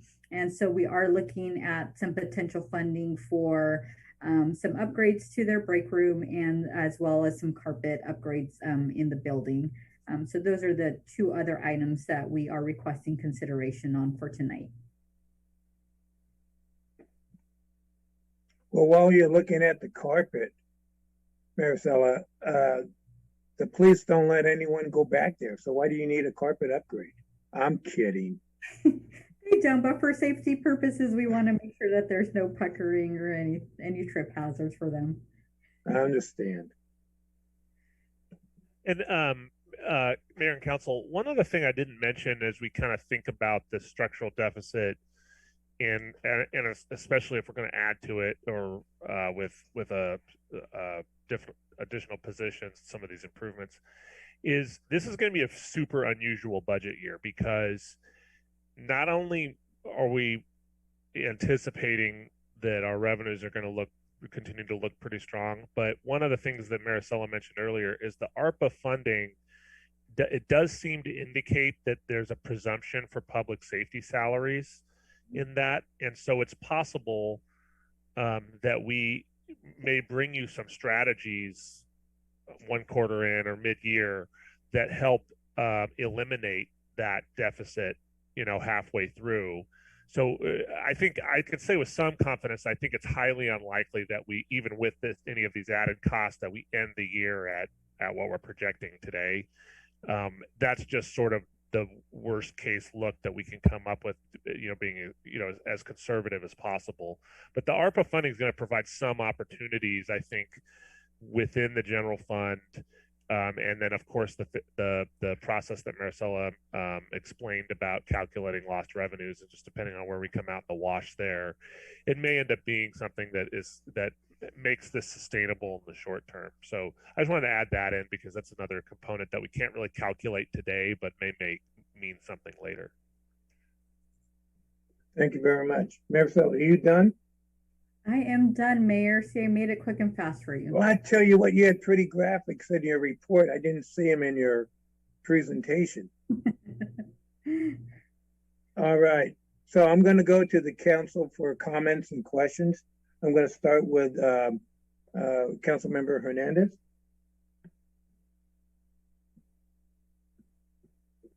I don't have any questions right now because I am curious to Sean's point about the possibility of the funding being flexible to different positions and allocations. Yeah, so I mean, we had a little bit of this during the CARES Act, where the federal government basically makes a presumption that your first responders are some of their salary and benefits are reimbursable under these programs just because of their role in first response to the COVID pandemic. And so in the chart of things that you can use your funding to address, you can allocate some of those personnel costs toward toward that grant essentially that you're getting. So basically what it may end up helping us do is offset some, the way Maricela does it is she typically will take, Maricela, why don't you explain like if we were to do it in this particular scenario, how would we do it? And would it be similar under how we did it under CARES, where we used it in a kind of a strategic way to soften some of the budgetary economic impacts we were having? And that's exactly what we did. So as Sean mentioned, the CARES funding and the ARPA funding presumes that your first responders are responding directly to the COVID-19 pandemic. Therefore, there's no need for our safety staff to actually document the work they are doing because it's already presumed that they are working on it. So it makes it easy for us to make the case that we can offset their salaries and benefits directly with this funding. What we did with CARES funding is that we actually funded the chief's position as well as a deputy's position with both the funding we received from the state of California and a portion of the funding that we received from the county. And so we would look to do something similar if that's a desire of the city council when we bring forward our proposed spending plan for the rescue plan funding. Thank you. Rachel, any more? No, with that being said, I feel supportive of these requests, and with us focusing the funding, or now I'm like looking at ARPA funding on equity, minded approaches. I feel like that's important, just as important. So, with all being said, I would agree. Okay, thank you. Councilmember Campbell. I'd just like to say that Mayor Sala, as usual, your report is very good, very thorough, very clear. I didn't miss the graphics that the mayor did, but that's okay. And I think you've got everything under control. And the idea of using some of our COVID virus money to help fund some of these positions if we can, I think that's very good. Thank you. Thank you. Councilmember Barbara Martinez. Yes, Maricela, thank you very much for the report. Very easy to understand. You answered one of my questions I had about the COLA, because I knew that our bargaining units were up for, renegotiations. And I did have just it's not a question, but it's more of a comment that I know that when we do our IT upgrades, that we're going to be looking at cybersecurity to make sure that we are getting the max that we can for our systems. And that's it. Thank you. Definitely.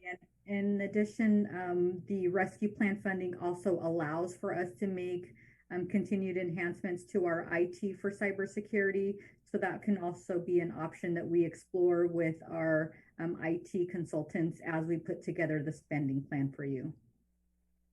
Thank you, Mayor Sal. On that point, I do not want to be hacked and take away my $1.50 an hour. Vice Mayor. What if you're paid in cryptocurrency, Mayor? I have an opinion on that. Okay. So my notes are a little bit all over the board here. I think it was on slide 2 or 3 there, Maricela, the reserve. Are we still at that range of the 13-15%, or is it a hard 15 now? No, it's a range of 13 to 15. Obviously, the desire is to be at 15, which is why I'm able to show you a 15. If we were in the range where we could only achieve a 13%, then you would still be meeting your requirement, but yet we would be at the lower range. Perfect. Thank you. And then just advice. I know we don't know how much of the online sales tax, the increase of I think it was 6%. And I know we don't know from the county how much of that was the Wayfair decision. But my advice would be to kind of monitor that as we're seeing increases in basically every other counties and city, with the exception of one. So I just want to make sure that we're capturing our fair share. So we can just kind of monitor that as we move forward. Let's see. The capital outlay. Thank you, Councilmember Barbara Martinez, for bringing up the IT upgrade. That's the first thing I thought of too, was if we can capture any of that with the ARPA funding. And I'm fully in support of the new sheriff supervisor position. I do have a couple concerns, but that was a little alleviated with the comment from Sean about maybe capturing that with ARPA. I think the structural deficit was a little bit of a concern, the 392,000. The 392,000. I just kind of want confirmation that our reserve is going to hold up. We're coming out of a pandemic. Is it going to drop from those kind of levels? And then the other thing I would hope we would kind of consider is those upcoming labor negotiations. So those are kind of the concerns I have about just giving the green light. I'm full support of it. I understand it's super critical. I think. We have to just kind of weigh all those things, especially the labor negotiations moving forward.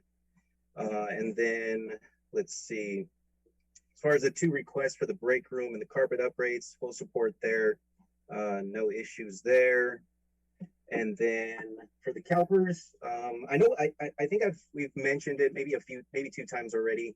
I think as a council, I think we should give kind of direction, maybe as an amount.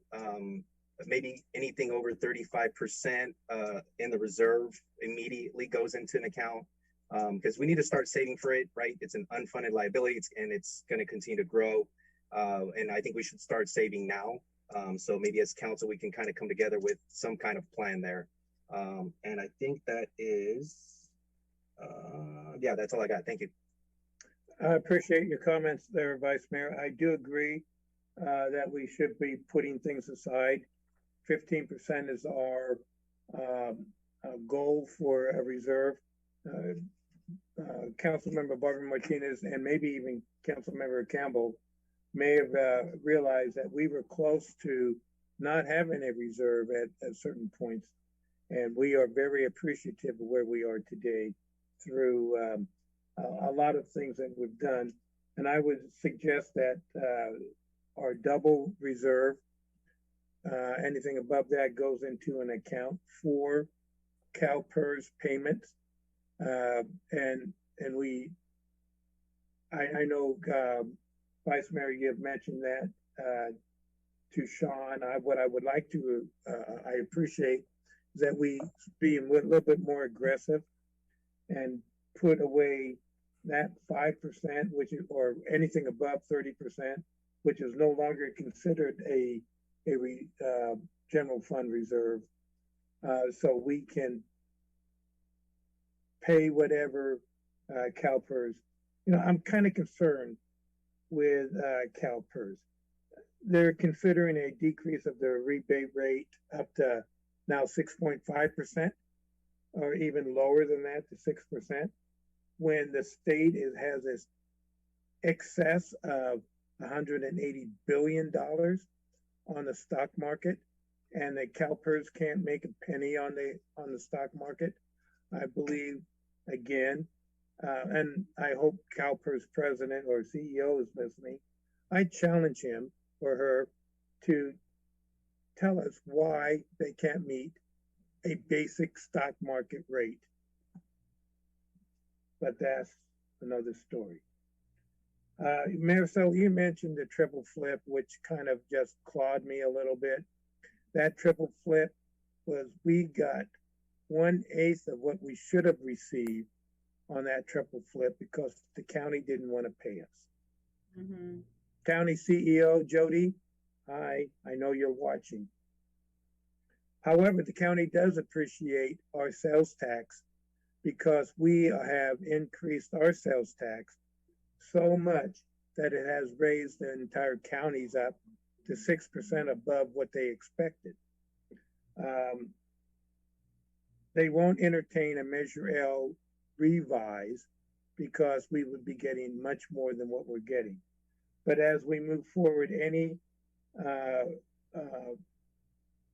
future sales tax that we're looking at in shedding with the county and some of the others, I want to make sure that we get our fair share, as the Vice Mayor stated.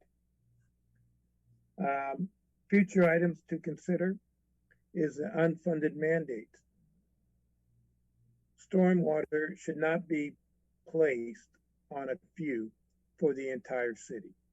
We have 2 stormwater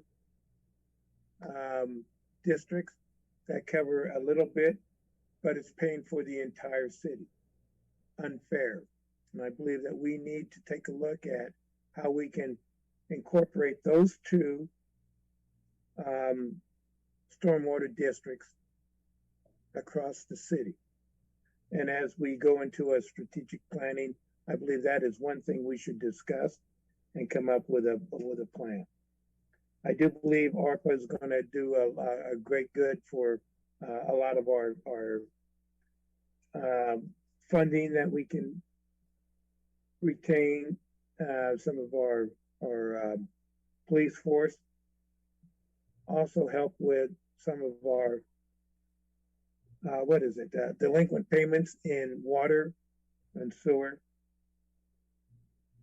But Maricel, one thing I think you should put into your budget is funding a general plan technical review that we need to do this coming year. I don't know what the cost of that is, but please pencil that in so we can discuss. And I believe that is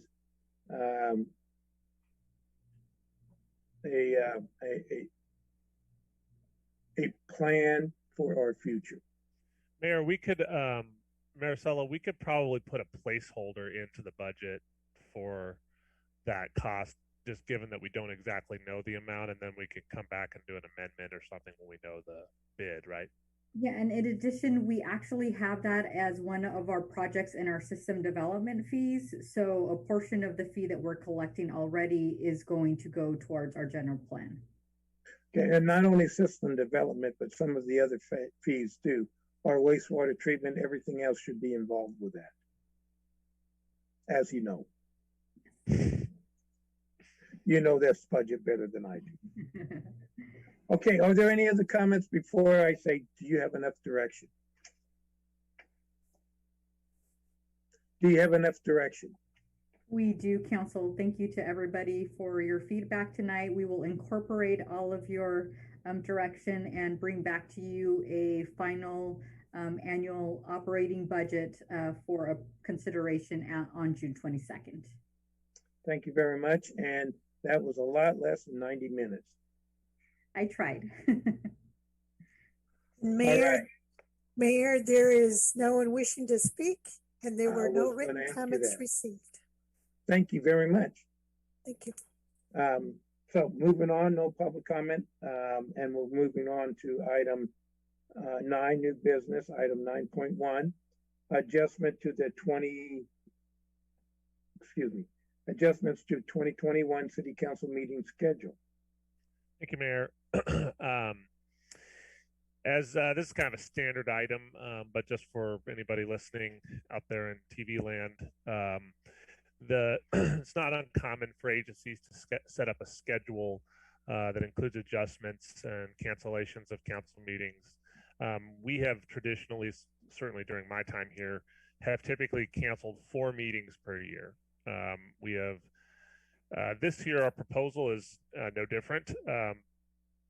We are proposing cancellation of the July 13th and August 10th meetings, which mean that we will have heavier than normal meetings in July, second meeting in July and second meeting in August. We've done that for a variety of reasons. I think initially it was to kind of give finance in particular a break after putting all of the budget together in the month of June.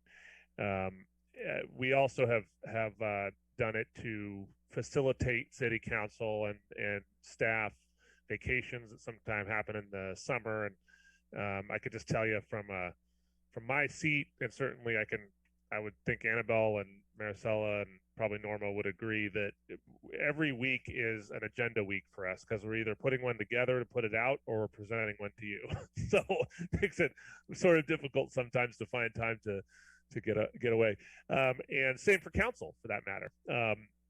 So that's regarding the summer of this year. In the fall, we always recommend cancellation of November 23rd, which is right around Thanksgiving, and the December 28th, which is that week in between Christmas and New Year's, which in many, many cases over the last couple years is a very, very quiet week here at the city. There's very little business for doing from a council level during that time, and so sometimes we even have staff even takes personal leave, and the offices shut down during that time frame. So that's our recommendation this year, and be happy to take any other direction council would like.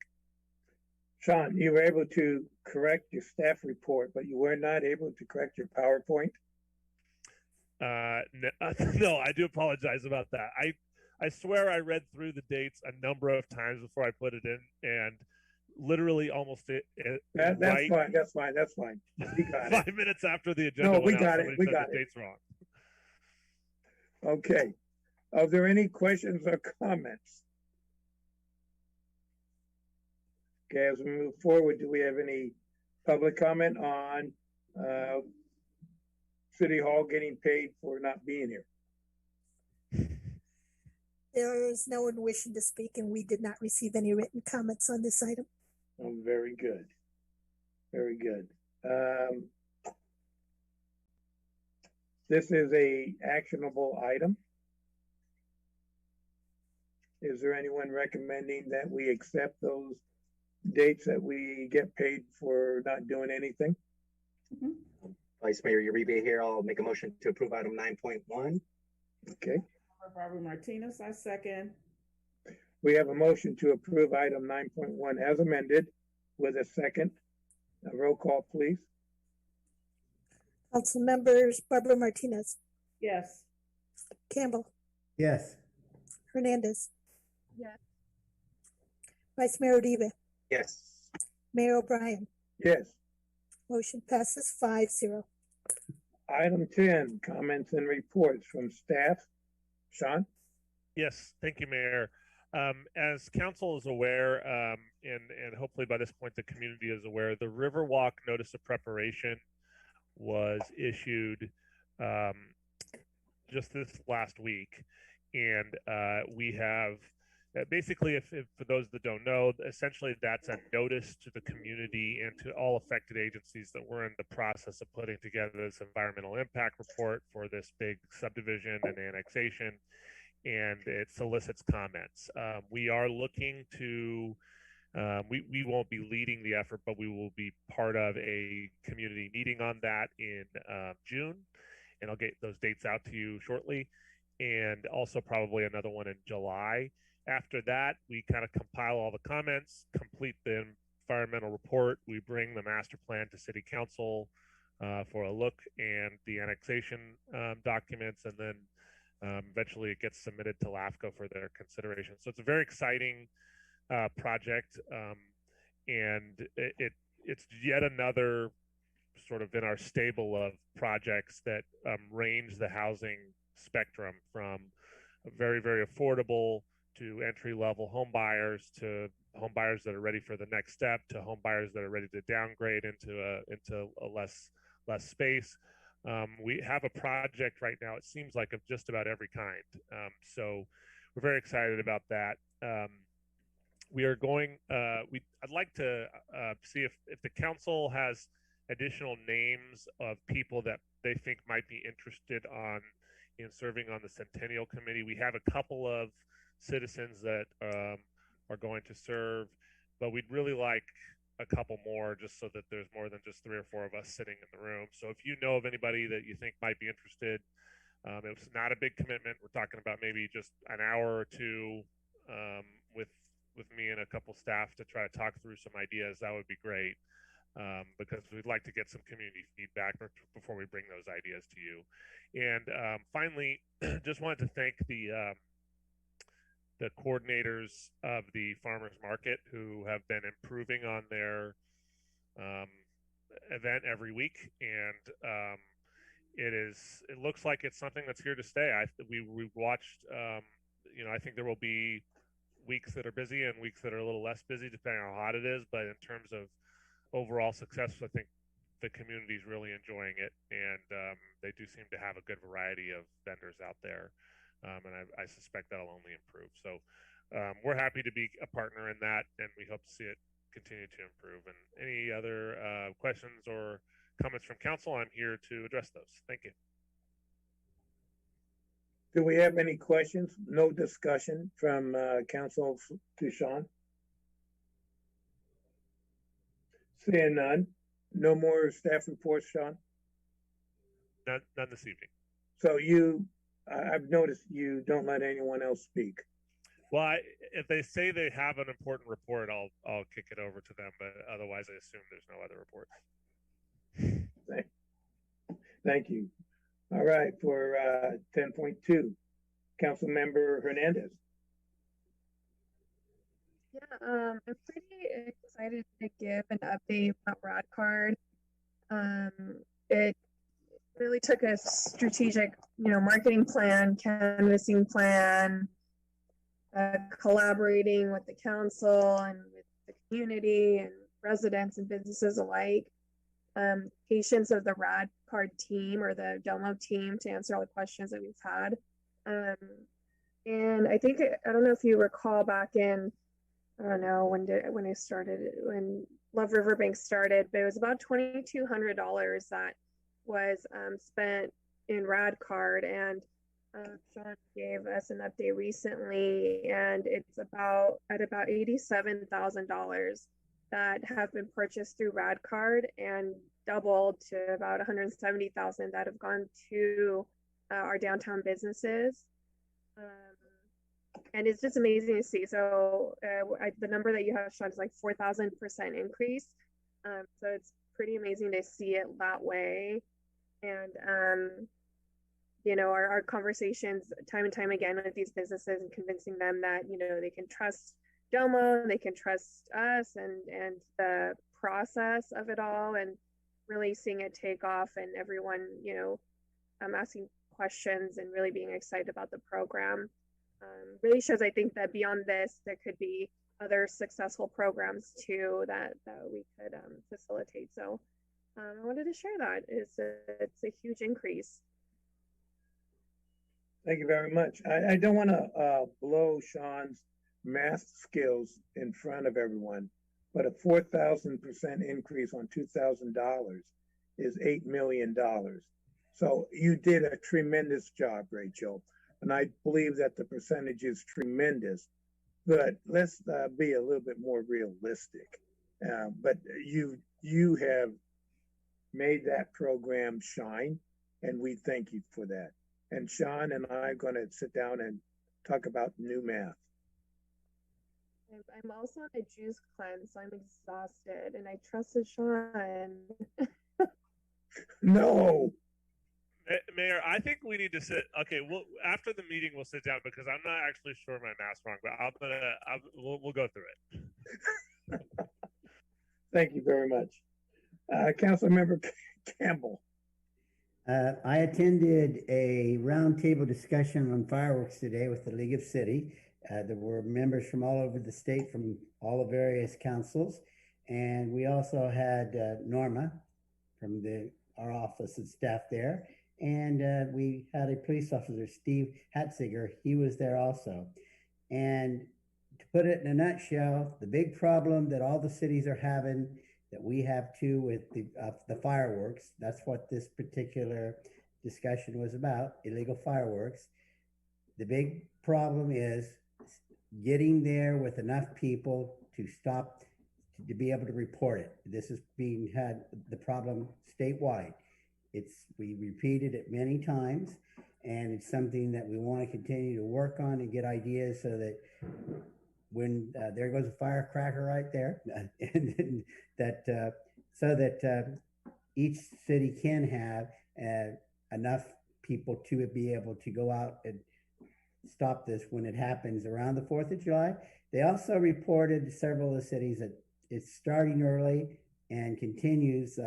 It starts like 3 or 4 or 5 weeks ahead of time and continues about another 4 or 5 weeks, in which we're aware of that. And I also will fill you in on 2 bills that I found out about by attending this. One is SB 277 and AB 1497, and they're going to define a little bit more about what fireworks are about and fees and penalties that will be with them. They also discussed extensive penalties. Some of the members today, when they spoke, there are cities that are upping their fees for illegal fireworks to $5,000 and $10,000 as they increase or get caught a second or third time. In all, it was very productive, and I heard some things, and we need to remind the city that this is their town, and if they see illegal fireworks, to protect us all, they need to report it. Right now, the wind out there is blowing at 19 miles an hour. That's all I've got to say.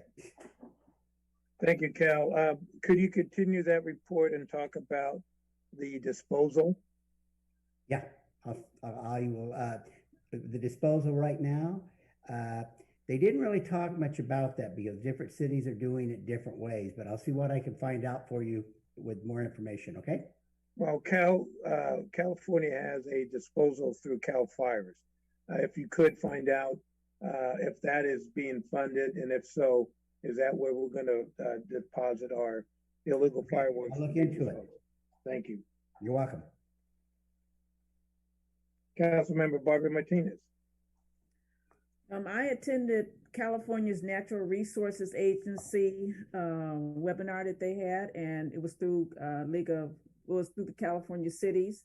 And I just want to mention a few interesting facts that I noted from the presentation, and it was regarding wildfire statistics.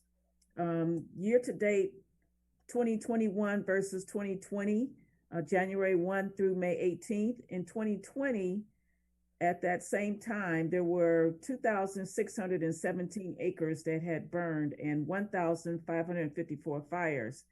Same time through January 1 through May 18th in 2021, we have had 14,717 acres to burn, and we have had 2,436 fires already.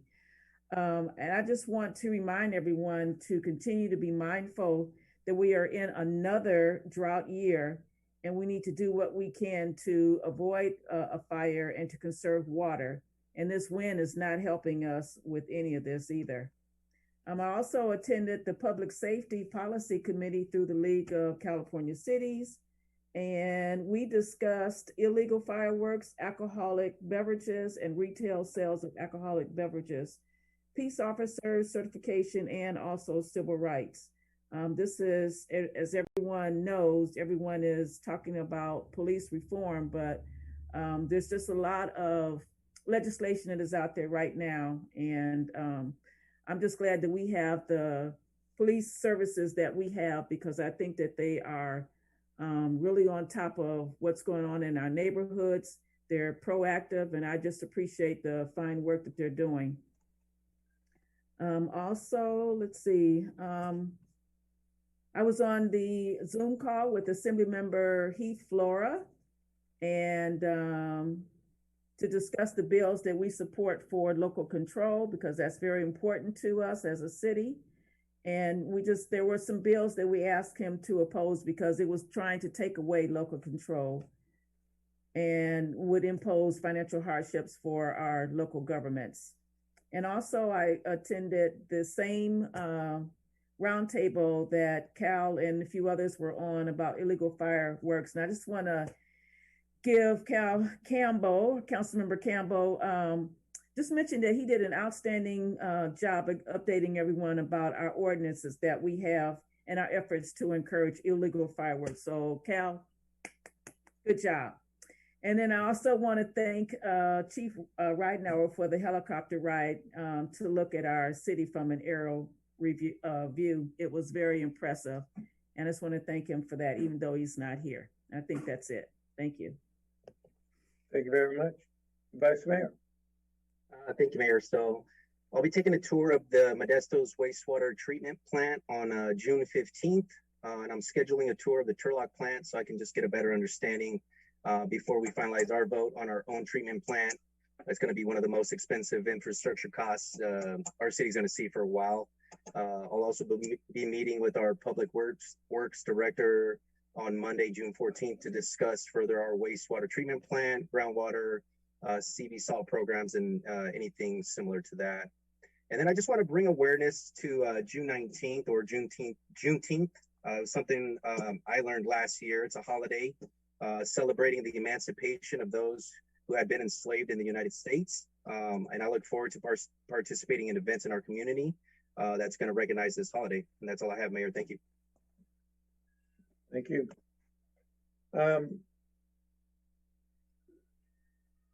I'd like to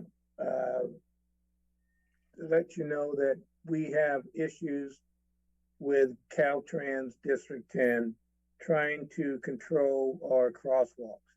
You know, I keep going to the top, everything gets smoothed out, and then it comes back to some low-level staff trying to say, hey, we need to do another step. So I need Dennis Agar's number again, but I'm going to call him tomorrow because someone said that this project has now been elevated to a major issue when it is not. And I'd like to share with you that we're going to take this on head on, because if we do not, we could start losing federal funds and some of the other funding that we have locally. I want to let you know that tax sharing is moving forward. The CEO, Mr. Hayes, has agreed to discussions with our city manager and the city manager from Oakdale. And I'm sure there'll be some electives that want to get involved with it, but on more equitable and an improved tax sharing agreement. I want to let you know again that the county truly appreciates Riverbank's contribution to the sales tax. We only get a small portion of it, and the county gets a small portion, but Measure L gets a large portion, and they're just amazed, but they won't give us our fair share. So we have to come up with some idea on how we can readdress our contribution to Measure L. Sean, I'm surprised you didn't mention the tiny homes. But the tiny homes now are going to be available. I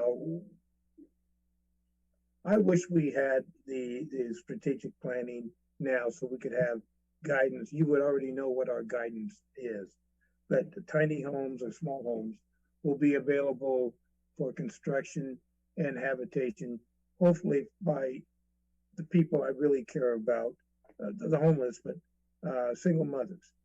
And we're going to go forward with a couple of projects. And I hope, Sean, you can relay that to us at the next city council meeting.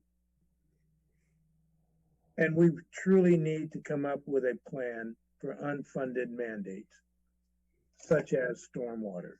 Again, we have a small portion of our community taken upon itself to support the entire community. And we need to come up with a strategy and come up with a solution to have everyone do the fair share. Just because you've been here for 50 years doesn't mean you don't have to pay into the unfunded mandates that we all have to live under. With that soapbox, I shall now go to closed session. Consistent of item 11.1, conference with real property negotiator pursuant to Government Code Section 54956.8, property 3344 Sierra Street, APM 132-017 to 018. Agency negotiator Sean Scully, city manager, property negotiator Sandra and Curtis A-Rit, property under negotiation, price, terms of payment, or both.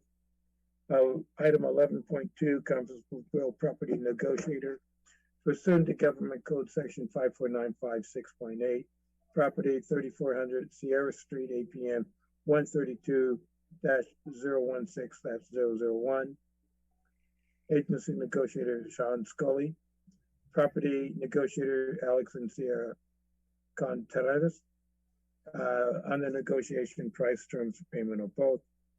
Item 11.3, conference with real property negotiator pursuant to Government Code Section 54956.8, property 6438 8th Street, APM 132-015-038. Agency negotiator Sean Scully, property negotiator Evelyn Mitchell, 2013 Rev Trust Jan Talaskalala, under negotiation, price, terms, for both. At this time, anyone from the public who wishes to speak on these closed items will have 3 minutes to comment. If not, we'll go into closed session. Are there any public comments? There is no one wishing to speak. Prior to us going to adjournment, we will not report out from closed session. The closed session items will be made through the city clerk, and the report will be reflected in the minutes of this meeting. Anyone interested in obtaining the report may contact the city clerk at cityclerk@riverbank.org or call 209-863-7198. We're going to adjourn the public portion of this meeting.